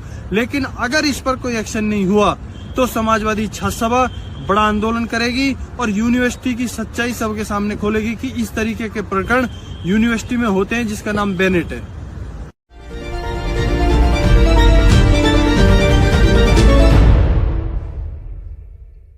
On board an Avanti West Coast train travelling from London Euston to Manchester Piccadilly, tensions erupt. A woman of apparent Indian origin directs racist abuse at a British-born Muslim man of Arab descent sitting nearby. She tells him to go back to your country, suggesting places like Morocco or Tunisia, despite him being born and raised in Britain. Her tone is ready entitled, she questions his right to be there. The man calmly stands his ground. He informs her that he is British, records the entire exchange, and warns that he will hand the video over to the authorities. You can see the shift in her demeanor. Her confidence quickly turns to visible panic and embarrassment as she realizes the potential legal repercussions of her words. In a moment of role reversal, the woman who began the confrontation now finds herself exposed on camera. This incident highlights the ugly reality of intra-minority racism and everyday prejudice on Britain's public transport. Video evidence like this is increasingly used to hold people accountable. The man has stated he plans to report it officially. Go back to Morocco. Go back to Morocco or Tunisia? Yeah. Why would you say that? It's so disrespectful. I was born here. I was born here. Were you born here? Were you? Oh, yes, I was born here. Doesn't look like yeah, it. have to some me. respect. I've paid my taxes. I'm very respectful. Don't ever disrespect me like that. So he serves you right. It serves me right. Do not ever disrespect me like that. Where, are you British? It serves you right. Are you British yourself? I don't want to. Are you speak with born you. here? Don't shout at me. Don't disrespect me. That was racist what you said. Go back to where you come from. I was born here, okay? Don't ever disrespect me like that. Okay, have some respect. You probably weren't even born here yourself. Well, you're not okay? speaking to me. Because of what you just Respectfully, said. It was a okay? very, very disrespectful. Don't ever talk to anyone like that. Who do you think you are? You're shouting at Don't me. ever talk to anyone like that. Right, I'm going to speak to. Speak to one of stuff. the I've got it staff. recorded saying go back to your country. Who do you think you are? Yes, You don't talk to anyone. yes. You don't say to anyone go back to your own country. Who are you? Look at the way you're speaking to me now. Yes, I will speak to you like this because you are condescending, you are racist, and you are disrespectful. You don't talk to anyone like that. Your parents or yourself were immigrants themselves. Have some respect. No, I'm sorry, Okay. but I'm not going to be spoken to in that way. I will speak to you. If you disrespect me, I will return the energy. You don't disrespect me. You don't condescend me and think I'll speak to you with respect. You earn your respect, I'm and you sorry, just but- lost it. but I'm Don't sorry. ever talk to me like this. sorry. Don't ever But, talk to anyone like you've this. got Don't no- tell anyone, you've got go no- back to your own country. That is disrespectful. Well, you should, Okay. because you're so rude. You This shouldn't- is my country. You shouldn't I'm be not here. going anywhere. Don't ever tell anyone, go back to your own country. Are you okay?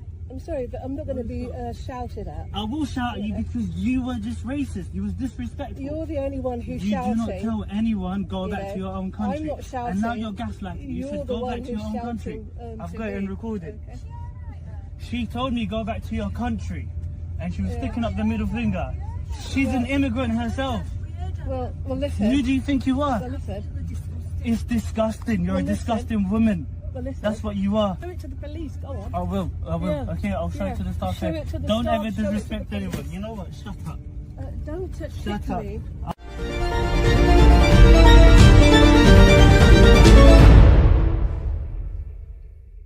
Breaking details from Washington, D.C., where a tense officer-involved shooting unfolded this afternoon near the White House. Secret Service personnel confronted an armed suspect on the National Mall around 3:30 this afternoon at 15th Street and Independence Avenue, close to the Washington Monument.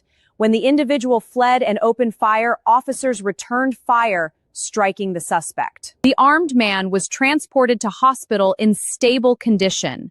A teenage bystander suffered minor injuries from the suspect's gunfire. No law enforcement officers were hurt. The incident prompted a brief lockdown at the White House while President Trump was hosting a small business event inside. Reporters on the North Lawn were escorted to safety, but the all clear came within minutes. The president was never in danger, and his schedule continued uninterrupted.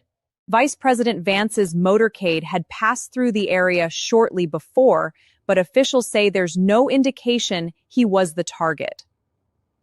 This comes amid heightened security following last month's incident at the White House Correspondents' Dinner. We'll bring you more as this story develops. Stay with us. United States Secret Service Police. Approximately 3:30 this afternoon, our plainclothes officers and agents that consistently patrol the outer perimeter of the White House complex identified a suspicious individual that appeared to have a firearm.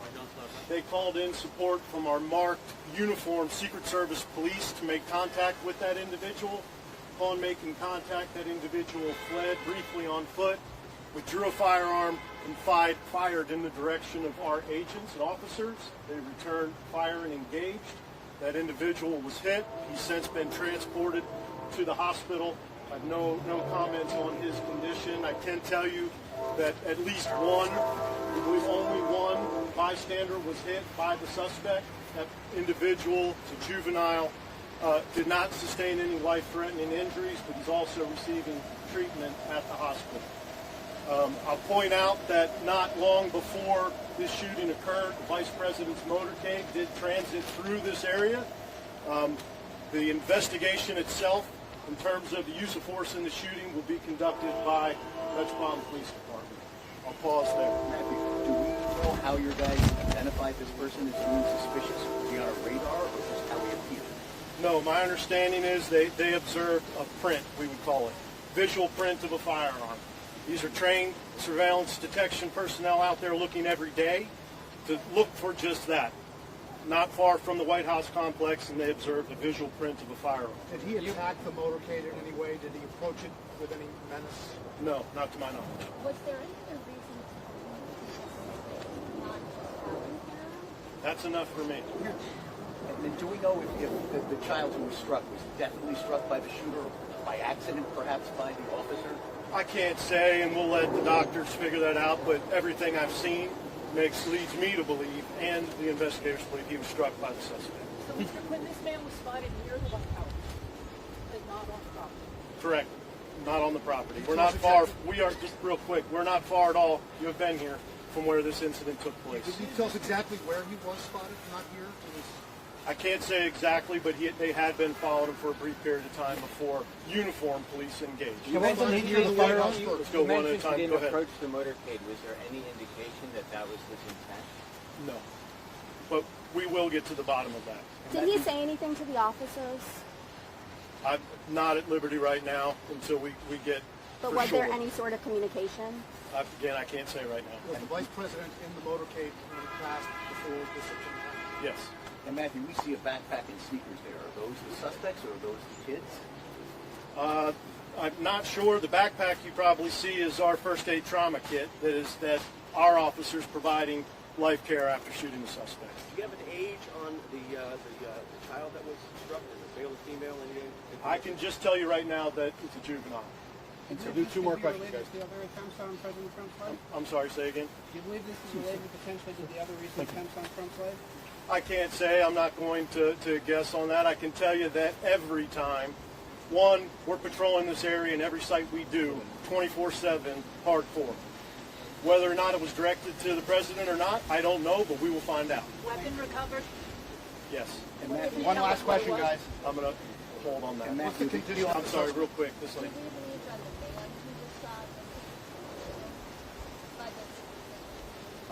I don't know specifically, so I'm going to not tell you. An adult man. And Matthew, can you just confirm, it was not a uniformed Secret Service officer, but a plainclothes, and was it a male officer? Or That- agent? Male agent? That first That mate. fired the shot. No, I can confirm with you it was uniformed Secret Service police officers that engaged the suspect. But it was a plainclothes who made the first visual. Yes, sir. Deputy, thank you. Thank you. Thank you. Thanks, everyone.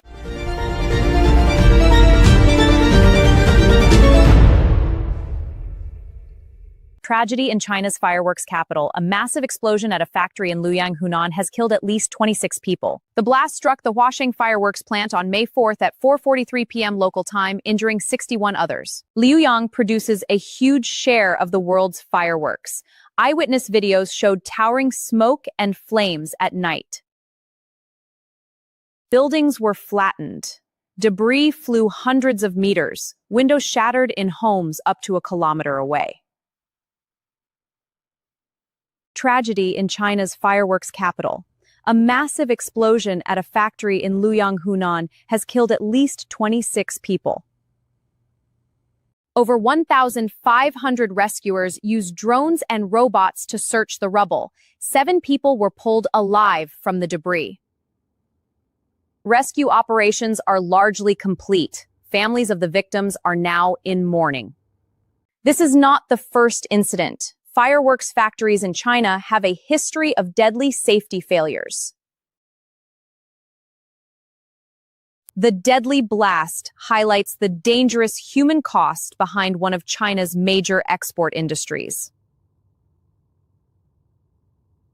Our thoughts are with the victims and their loved ones. Updates as the investigation continues.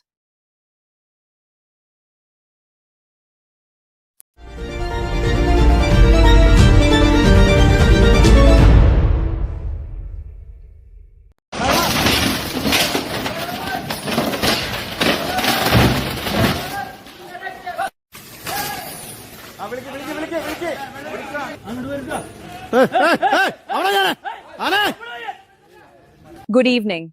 In a tragic incident that has once again spotlighted the risks associated with captive elephants during temple festivals in Kerala, a bull elephant ran amok. Panic spread among devotees and locals as the massive 4,000-kilogram animal rampaged for nearly 2 hours.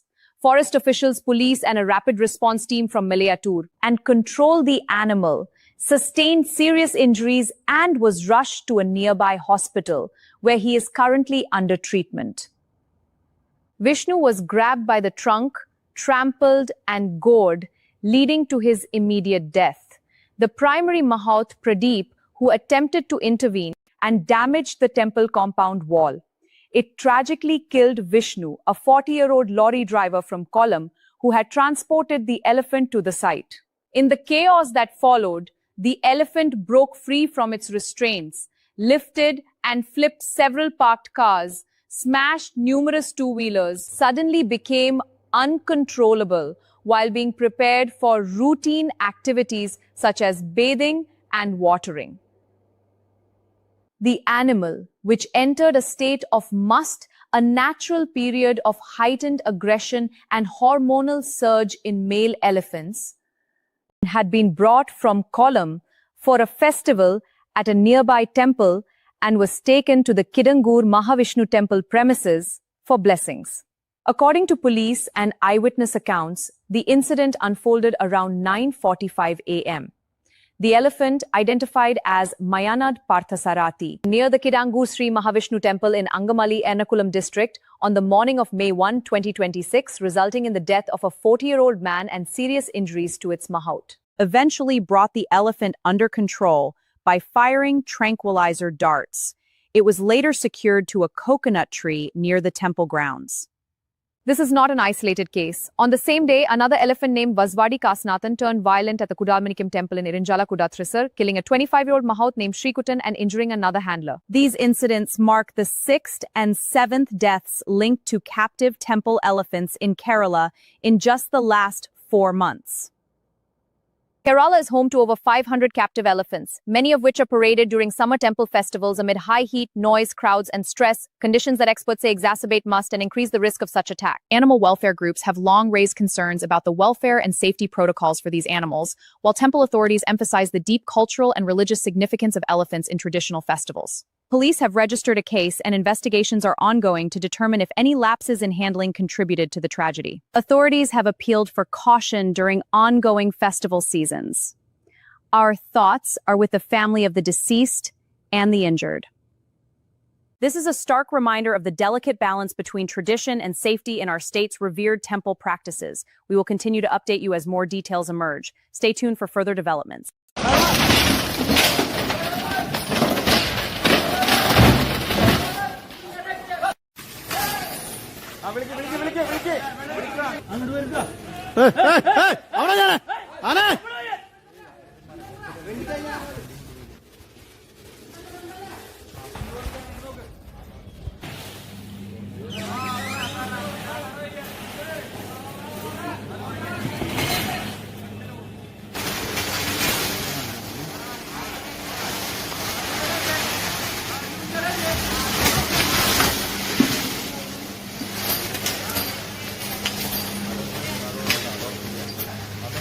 ആന സൂക്കർ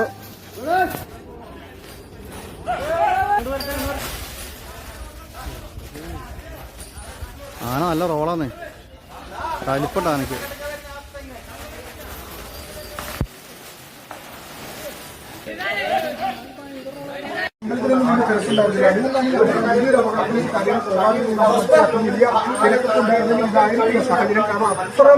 മാത്രം violent ആണ് ഈ ആന. സമീപ പ്രദേശത്തുള്ള ഈ പന്തല്, വാഹനങ്ങൾ, ആളുകൾക്ക് നേരെ, അതോടൊപ്പം മരങ്ങൾ, ഇതൊക്കെ ആക്രമിക്കാനുള്ള ഒരു സാഹചര്യമാണ് ഇപ്പോൾ പാർത്ഥസാരഥി ഉള്ളത്. അതിനെ വളർത്തുക എത്രത്തോളം എത്തിയിട്ടുണ്ട്. കാറ് പൂർണ്ണമായും വ്യക്തമാക്കിയാണ് എന്താണ് അത് ചെയ്യുന്നത്. അല്ലെങ്കിൽ വീണ്ടും പറക്കുകയാണ്. ആദ്യം ഒരുവട്ടം അതിനുശേഷം വീണ്ടും അത് പിന്നെയും താഴ്ത്തുകയാണ്.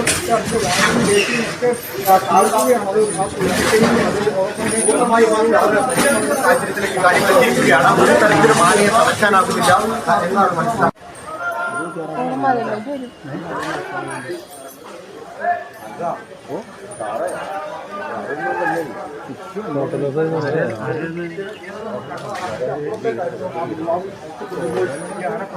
അങ്ങനെ വലിയ പ്രതിസന്ധിയിലൂടെ പ്രദേശത്തെ ആളുകൾക്ക് വലിയ ആശങ്കയിലൂടെ കടന്നു പോകുന്ന നിമിഷങ്ങളാണ്. ഇനിയിപ്പോൾ എന്താണ് ചെയ്യേണ്ടത് എന്നൊരു വ്യക്തത ആർക്കും വന്നിട്ടില്ല. ആ കാറ് പൂർണ്ണമായും, അതായത് കാറ് ആ വീടിൻ്റെ മതിലിനോട് ചേർന്ന് ആ കാറ് ഇന്ത്യ തള്ളി കൊണ്ടുവന്ന് അവിടെ ഇട്ടിപ്പോൾ അത് വീണ്ടും ചവിട്ടുന്ന കാഴ്ചയാണ് കാണുന്നത്. വീണ്ടും മടക്കിടാൻ ശ്രമിക്കുന്നു.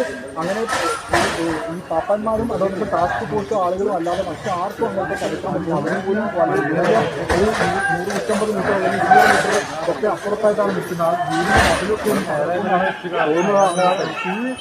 പൂർണ്ണമായും ഒരു ഭയങ്കരമായിട്ട് മോശമാണ്. എന്താണ് ചെയ്യേണ്ടതെന്ന് കാര്യത്തിൽ വെക്കും. ഭയങ്കര ആശങ്ക ഇവിടെ നിന്ന് ഇത് കാണുമ്പോഴുണ്ട്. കാരണം തൊട്ട് സമീപത്തൊക്കെ ബിൽഡിങ്ങുകളും അതിന്റെ പദ്ധതികളും ഒക്കെ ഉണ്ട്. അങ്ങോട്ടേക്ക് പെട്ടെന്ന് സ്ഥിതിഗതികൾ രൂക്ഷമായിട്ട് ഏകദേശം 1.5 മണിക്കൂർ നമുക്ക് മനസ്സിലാവും. വൈൽഡ് സ്വഭാവത്തിനൊരു കുറവും സംഭവിച്ചിട്ടില്ല. അതിനകത്താണ് ഈ പാപ്പാനെയും അതോടൊപ്പം തന്നെ മറ്റൊരാളെയും കൊലപ്പെടുത്തുന്ന രീതിയിലേക്ക് പോയത്. എന്നിട്ടും അതിന്റെ കയ്യിലില്ല.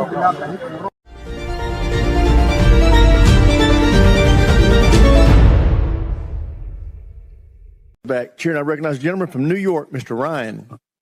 Thank you, Mr. Chairman. Head wounds, heavy bleeding, and then just shrapnel all over. So folks are bleeding from their abdomen, bleeding from arms, bleeding from legs.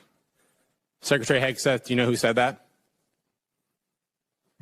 I'm not sure I do. It was one of our soldiers describing the devastating Iranian drone strike at Port Shuaibah, March 1st in Kuwait. As you know, 6 of our soldiers killed, over 30 wounded. Secretary, do you know the range of the Shahed 136 one-way attack drone, approximately? It depends on the variant, but it's got serious distance. Several hundred miles. Do you know how far Port Shuaibah is from Iran? There's a reason why we took extreme measures of force protection, because we understood the proximity challenges. Mr. Chair, I'm going to reclaim my time. It's well under 100 miles. Before the war started, there was clear intelligence that Shuaibah was high on Iran's target list. Internal analysis had said the site was indefensible from aerial attack and should not be used. Yet you sent our soldiers from the 103rd Sustainment Command there anyway. Is that true or false? True or false? Straightforward question. Are you going to give me a chance to answer or just play gotcha? Did you send them there or not? We took proactive measures from the beginning to ensure force my time. protection and defensive posture were let's talk, maximized Mr. across Secretary, the theater. Let's talk about what defenses they had. Prior to the attack, officers on the ground knew our troops were vulnerable. In fact, they requested additional force protection. Did they receive it? Wherever humanly possible, force protection and counter UAS was always made available. They did not. In fact, when asked to describe the base's defense, one survivor who's come forward from the unit said, quote, I would put it in the none category. From a drone defense capability, none. So let's be clear, no counter-drone capabilities, no counter-rocket systems, no counter-mortar or counter-artillery, not even the basic overhead protection that you and I had 20 years ago in Iraq, and now 6 of our soldiers are dead. The next day, you downplayed the attack. You said it was a squirter that squeaked through fortified defenses. But since then, thankfully, brave survivors have come forward to set the record straight. One of our surviving soldiers told CBS, quote, painting a picture that one squeaked through is a falsehood. Another said the unit was, quote, unprepared to provide any defense for itself. It was not a fortified position.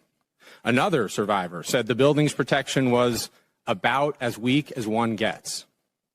Secretary Hegseth, that is obviously in direct contradiction to what you said from the Pentagon podium the next day. So are you saying that these soldiers, our soldiers who survived this horrific attack, are lying?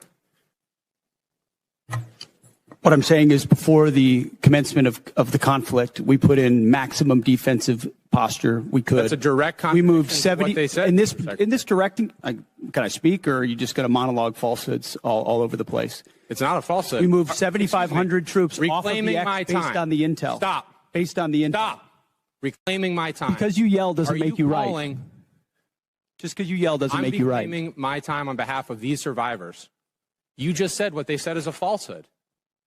There's a much larger picture. There's a much larger picture at play here that included integrated air defenses, bunkers, moving people off the Then why, X Mr. to Secretary, ensure are that they they were dead? not part of the target. We moved those troops and all across the theater, thousands of troops off the X, off of their bases, because we knew what Iran was going to try to strike, and we knew there could be a tragic moment. There could be a tragic moment where something could get through. Of course, that's the consequence of conflict, and we remember those 6 every single day. I want to finish. But don't play games with. I'm not playing games. raising I want your to voice finish and with one pointing more fingers. quote from a survivor of the attack, and I put this on the record. Telling the truth is important, and we're not going to learn from these mistakes if we pretend these mistakes didn't happen. Secretary Hegseth, those soldiers told the truth. Those soldiers are braver than you are. I commend them. They are asking for accountability. They deserve accountability, and I'm asking for the same, starting with you. And as I said a year ago, you need to resign immediately. I commend those And I soldiers. yield back. Gentleman yields back. Chair now recognizes the gentleman from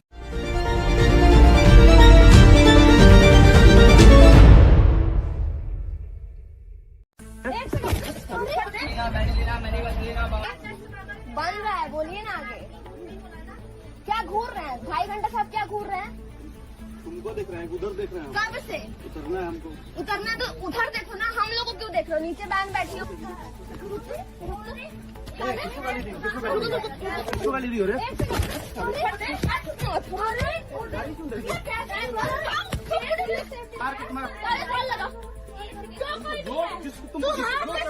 तुम्हारा ये हमको मारा है, बता दो जिसको जो करना है करो। हम स्टाफ हैं, तुमको पता है। क्या खड़ी रहिए, कुछ भी रहिए, तुम्हारा थप्पड़ के मारा अपने घर वाले ने मारा। अरे तुम तुमसे वेरिफिकेशन ले रहे हैं क्या? तुमसे बोल रहे हैं, तुम हमको कॉम्प्लीमेंट बन रहा है, बोलिए ना आगे। क्या घूर रहे हैं भाई घंटा साहब, क्या घूर रहे हैं?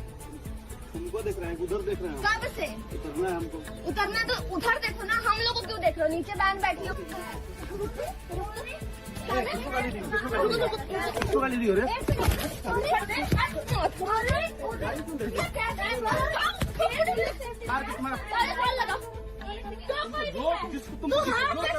तुम्हारा ये हमको मारा है, अब बता दो जिसको जो करना है करो। हम स्टाफ हैं, तुमको पता है। क्या खड़ी रहिए, कुछ भी रहिए, तुम्हारा थप्पड़ के मारा अपने घर वाले ने मारा।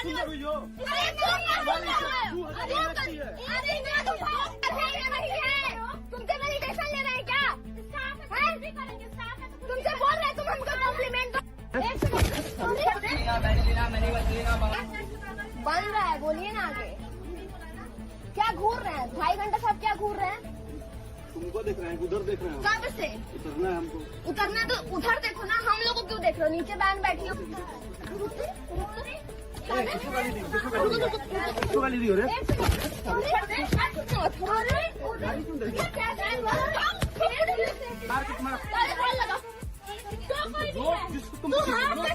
तुम्हारा ये हमको मारा है, अब बता दो जिसको जो करना है करो। हम स्टाफ हैं, तुमको पता है। क्या खड़ी रहिए, कुछ भी रहिए, तुम्हारा थप्पड़ के मारा अपने घर वाले ने मारा।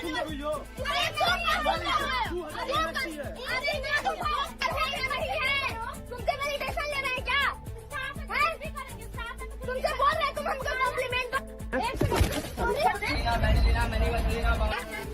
बन रहा है, बोलिए ना आगे। क्या घूर रहे हैं भाई घंटा साहब, क्या घूर रहे हैं? तुमको देख रहे हैं, उधर देख रहे हैं। कब से उतरना है हमको। उतरना तो उधर देखो ना, हम लोग को क्यों देख रहे हो? नीचे बैन बैठी हो।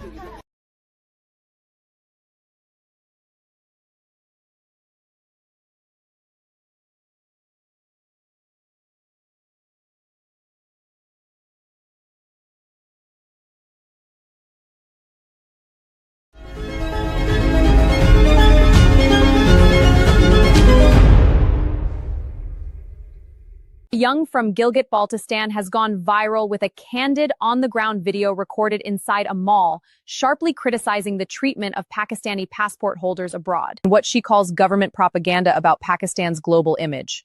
Speaking directly to the camera, she highlights visa denials, discriminatory checks, and low international respect for the passport, urging Pakistanis, especially in her region, to step outside their comfort zone and face reality. While officials tout Pakistan's rising global standing, a voice from Gilgit-Baltistan is pushing back hard. In this unfiltered clip, a young woman shares her experiences traveling with a Pakistani passport and the harsh reality she says many back home refuse to acknowledge. Here's her message. बाहर किसी मुल्क में जाके देख लेना कि तुम्हारी क्या औकात है, तुम्हारे पासपोर्ट की क्या औकात है, या तुम्हारी कितनी वैल्यू है, ठीक है? ये मैं भी जब अपने एरिया में थी, अपने मुल्क में थी, मुझे लगता था कि यार हमारे मुल्क से बेहतर कोई नहीं है, हमारे गवर्नमेंट से अच्छा कुछ भी नहीं है। जब मैं बाहर आई और बेसिकली हम गिलगित बल्तिस्तान के, तो हमें फेस से लोग नहीं पहचानते कि हम पाकिस्तानी हैं भी कि नहीं, ठीक है? हमें फॉरेनर समझते हैं। लेकिन जैसे में पासपोर्ट पकड़ाते हैं हम, वो हमारा ग्रीन पासपोर्ट देखते साथ ही उनकी फेशियल एक्सप्रेशन चेंज हो जाती है, वो इतना नफरत करते हैं हमसे। बाकी मुल्कों को तो छोड़ो, जो इस्लामिक कंट्रीज़ है, ठीक है, वो ही हमसे नफरत करती है। हमें किसी कंट्री का वीज़ा नहीं मिलता, ठीक है, ईजिली किसी भी कंट्री का वीज़ा नहीं मिलता है हम पाकिस्तानियों को स्पेशली। यहाँ तक कि अंदाज़ा लगा लो, इंडिया को देख लो, कितने कंट्रीज़ हैं वो बिना वीज़ा के जा सकते हैं। तुम लोग कौन से कंट्री बिना वीज़ा के जा सकते हो, ज़रा बता सकते हो मुझे?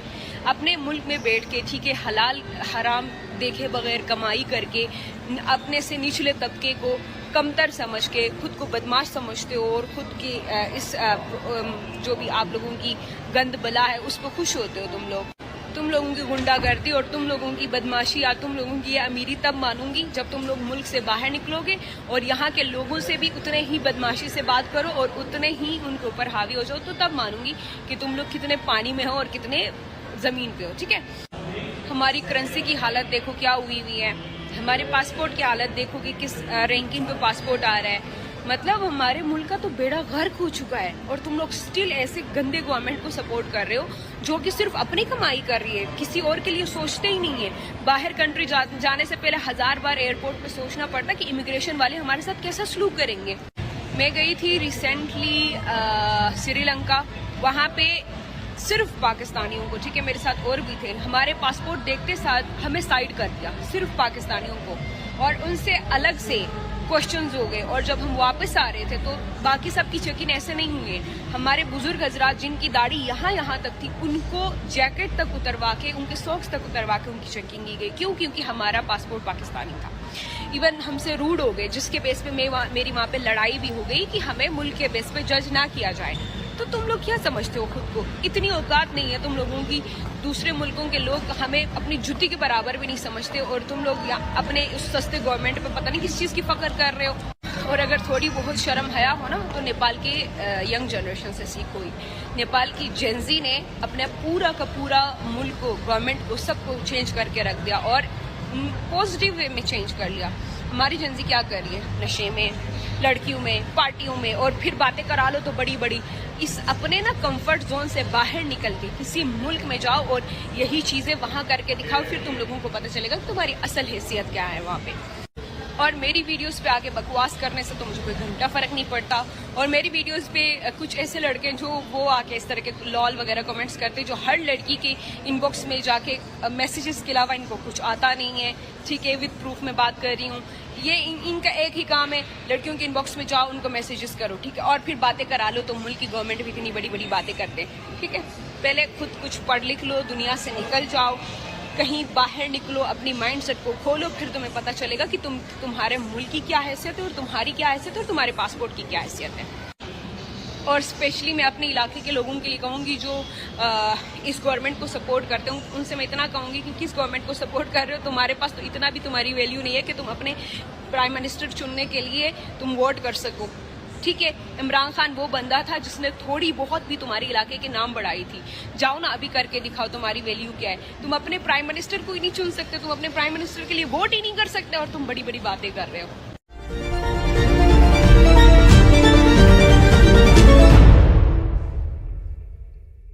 Tonight in Portland, investigative journalist Katie Daviscourt was violently assaulted while reporting outside the ICE facility on South Waterfront.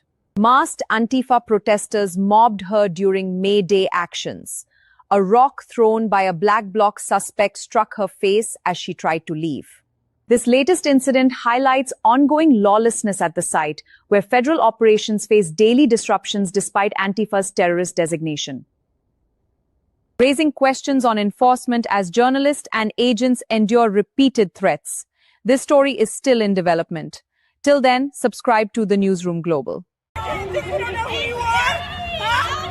You like pedophiles? You into that shit? Look at what you're doing here. Alright, so I'm pretty sure I'm in danger. And I am going to leave.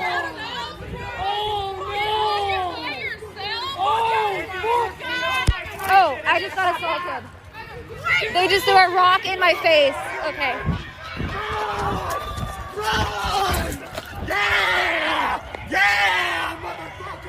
Okay, so that one just threw a rock in my face. Get the fuck out of here! Stop! okay. I'm in serious danger. Go! All right, please share this. What are you gonna do? I'm gonna fucking wait for this, bitch!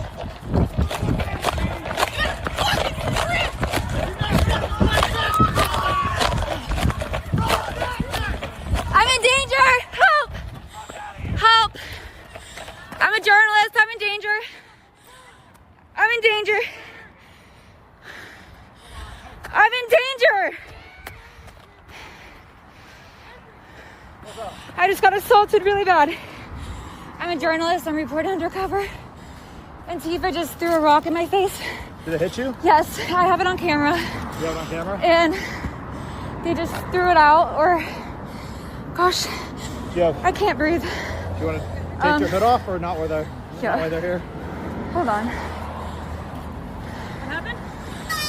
The Delta Fleet and Kerwin are going to be taking a assault against their base. Oh, okay, get this off. Hold on, don't pull your hair. Let me. I don't. Can I help you? Let's unzip it. Hold on. Can you unzip this? Okay. You gotta pull it off. Okay. Sorry, my name's Katie. I'm a journalist, and they just assaulted me. They threw a rock in my face, hit my nose. So are they screaming traitor? And yeah, they were screaming. You have it on video? Yeah. Can you try to pull it up so I can see it? Yeah, it's on this live stream. Okay. Why don't we, why don't you try to, if you can pull it up so we can... Okay, I'm gonna stop this. You can reboot it after you show up. Yeah, okay. All right, I'm good, guys. I'm really tired of this shit.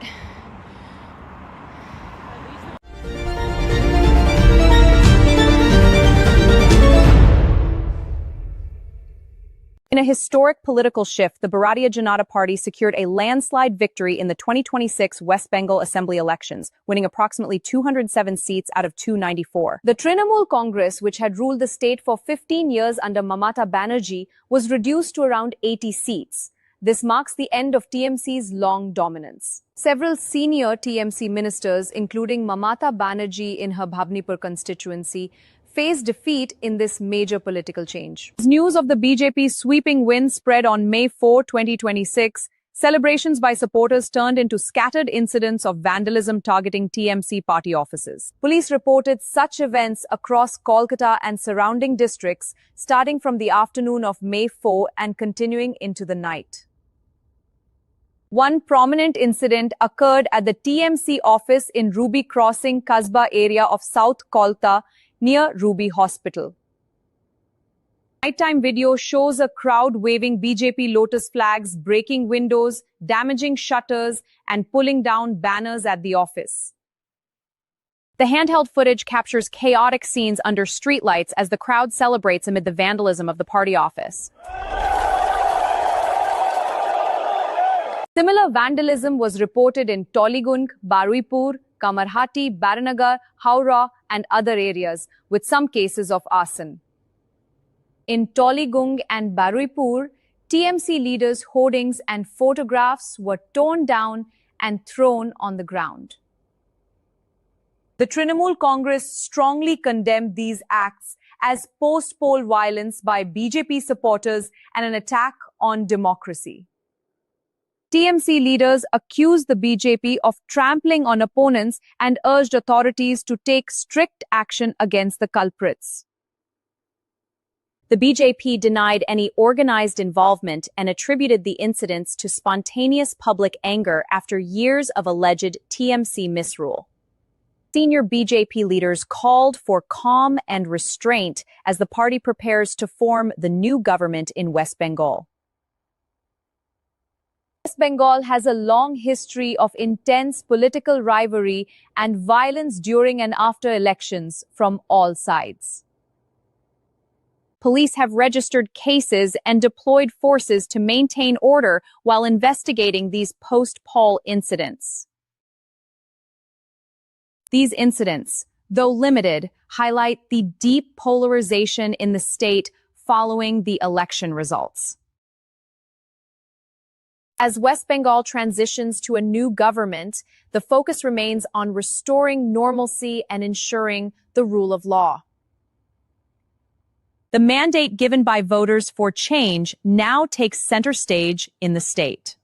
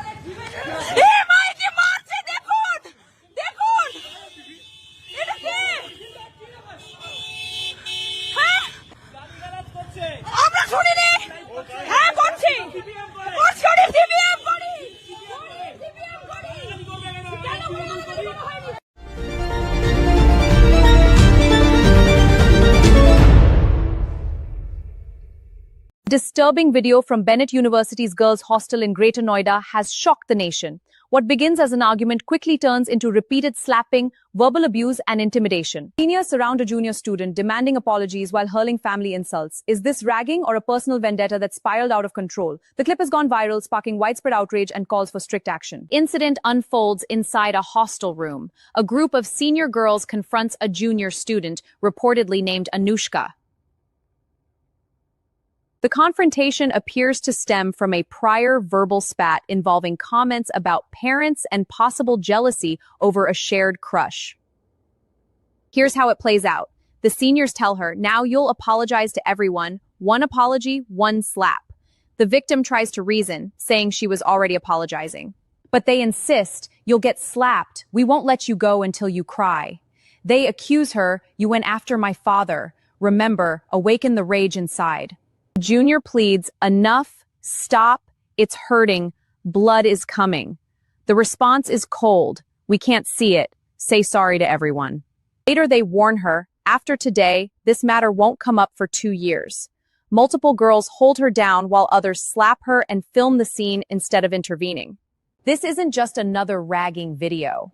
Social media users are calling it hooliganism disguised as senior-junior tradition.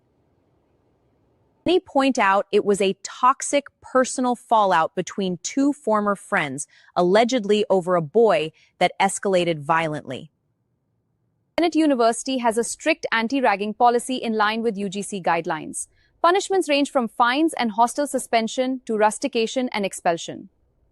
No FR has been filed yet, as reports suggest the victim and her family have forgiven the aggressors and the families already know each other. According to latest updates, the main accused, City, has been rusticated. Accomplices have been fined and an inquiry committee has been formed. Despite existing laws and helplines, such incidents keep happening on Indian campuses. This case raises serious questions about hostel supervision, student safety, and how personal jealousies can turn into physical violence inside educational institutions. Parents pay heavily for quality education. Incidents like this destroy that trust. Students, alumni, and parents are now demanding better CCTV monitoring, stronger anti-ragging cells, regular counseling, and zero-tolerance enforcement. The National Anti-Ragging Helpline remains 1800-5522. Whether this was classic ragging or a personal fight that turned ugly, one thing is clear: physical assault and bullying have no place in any educational institution. Bennett University and the authorities must act swiftly and transparently to restore faith in the campus. Education should shape futures through growth, not fear. What are your thoughts? Was this ragging, bullying, or a personal dispute? Share responsibly and report any such incidents. Stay safe. कुछ record नहीं किया मैंने भाई good girl है ना इंसान करती थी अरे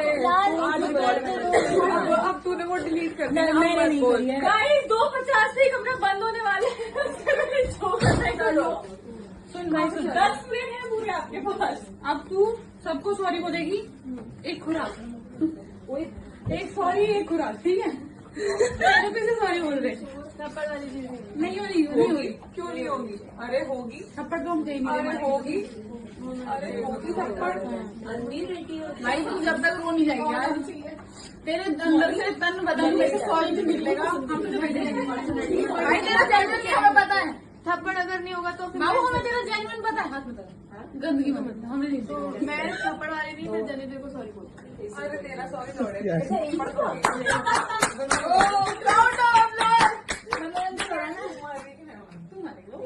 बाप पे तो तेरे गई है याद कर अपने अंदर की रेज जगह रोई है बेटा तू आंसू भाई तूने बाप पे तो तेरे गई है अरे यार नहीं यार अनुष्का यार बाप पे तो तेरे गई है नितिन चटाक से एक जरा चटाक से ओ छोड़ दे एक और छोड़ दे अरे बाप पे क्यों गई बाप पे क्यों गई मुंह तो सीधा नहीं बस हो गया अरे मुंह सॉरी बोल सबको सॉरी बोल सबको सॉरी बोलेगी मैंने तेरे को पैर नीचे कर दिया अपने मेरे बाप को बोलेगी एक सेकंड इधर देख वो लगती है समझ आ रहा कौन आ रहा है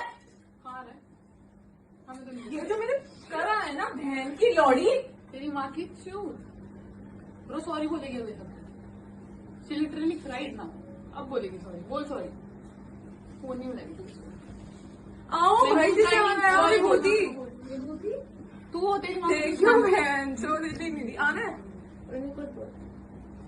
बोल सॉरी बोल रहे अबे सॉरी बोलेंगे सॉरी बोल सबको सॉरी बोल नहीं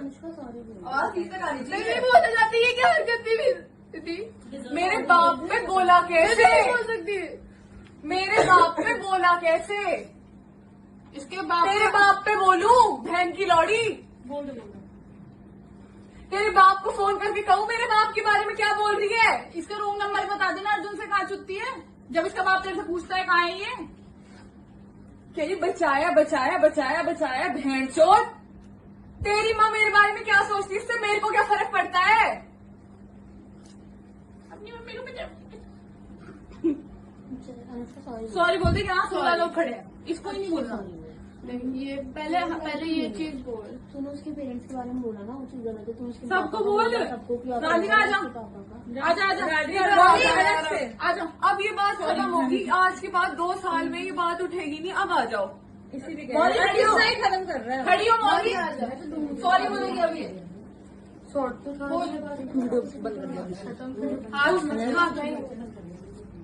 बेनेट यूनिवर्सिटी की आज दोपहर मेरे पास एक वीडियो आई जिसमें कुछ लड़कियां एक लड़की को इतनी बुरी तरीके से असॉल्ट कर रही हैं, उसके साथ जाति कर रही हैं, उसका शोषण कर रही हैं कि उसको हरेसमेंट किया जा रहा है, उसको टॉर्चर किया जा रहा है कि एकमात्र कोई छोटी मोटी बात को लेकर। आखिर अब तक बेनेट यूनिवर्सिटी ने उस प्रकरण पर क्या किया है और क्या पुलिस प्रशासन ने इस पर एक्शन लिया है?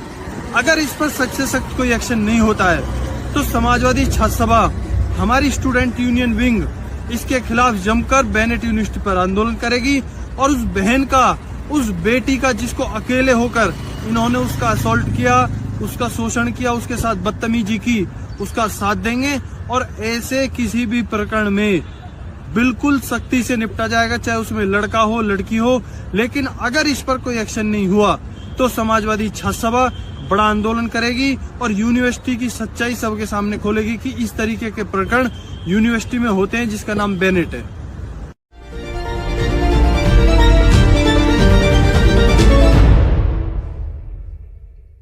On board an Avanti West Coast train travelling from London Euston to Manchester Piccadilly, tensions erupt. A woman of apparent Indian origin directs racist abuse at a British-born Muslim man of Arab descent sitting nearby. She tells him to go back to your country, suggesting places like Morocco or Tunisia, despite him being born and raised in Britain.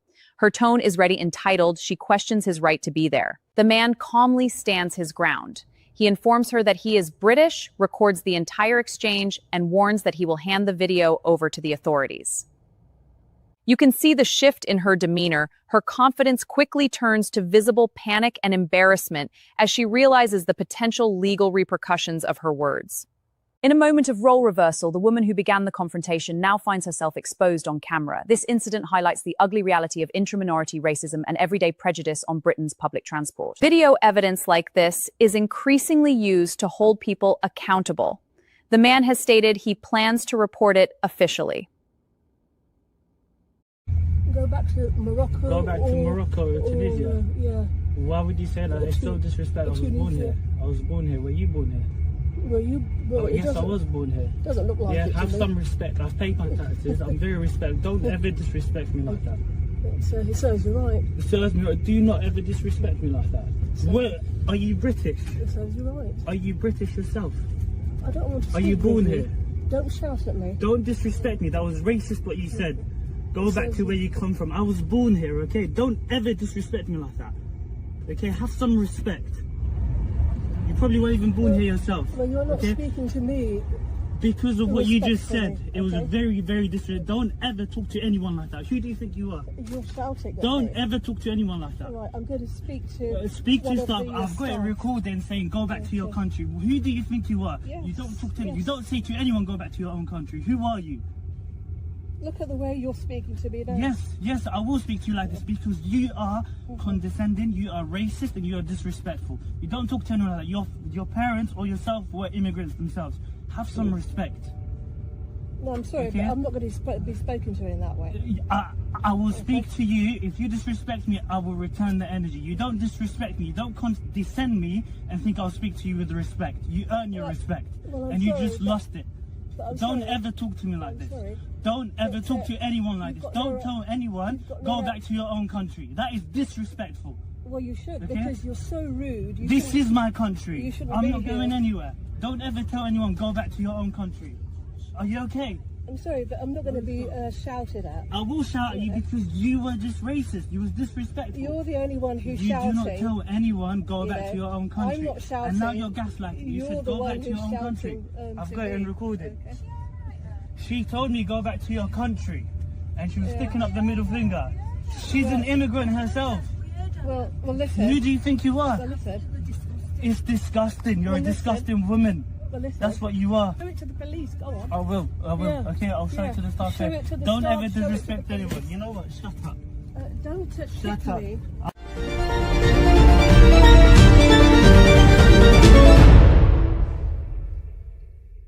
Breaking details from Washington, D.C., where a tense officer-involved shooting unfolded this afternoon near the White House. Secret Service personnel confronted an armed suspect on the National Mall around 3:30 this afternoon at 15th Street and Independence Avenue, close to the Washington Monument.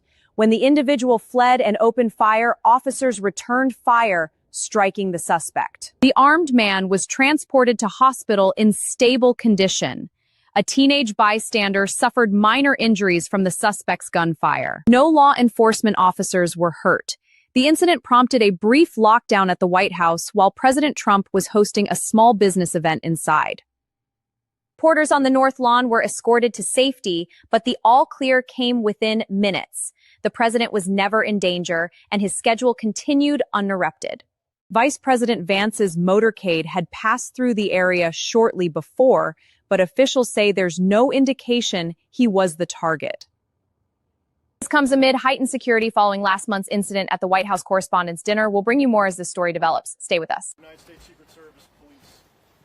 Approximately 3:30 this afternoon, our plainclothes officers and agents that consistently patrol the outer perimeter of the White House complex identified a suspicious individual that appeared to have a firearm. They called in support from our marked uniformed Secret Service police to make contact with that individual. Upon making contact, that individual fled briefly on foot, withdrew a firearm, and fired in the direction of our agents and officers. They returned fire and engaged. That individual was hit. He's since been transported to the hospital. I have no comments on his condition. I can tell you that at least only one bystander was hit by the suspect. That individual, a juvenile, did not sustain any life-threatening injuries, but he's also receiving treatment at the hospital. I'll point out that not long before this shooting occurred, the Vice President's motorcade did transit through this area. The investigation itself, in terms of the use of force in the shooting, will be conducted by Metropolitan Police Department.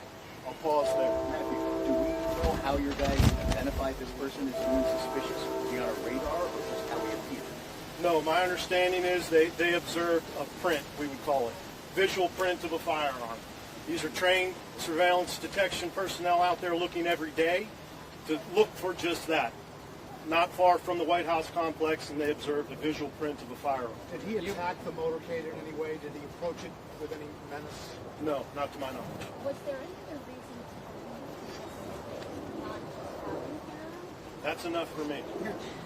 And do we know if the child who was struck was definitely struck by the shooter, by accident, perhaps by the officer? I can't say, and we'll let the doctors figure that out, but everything I've seen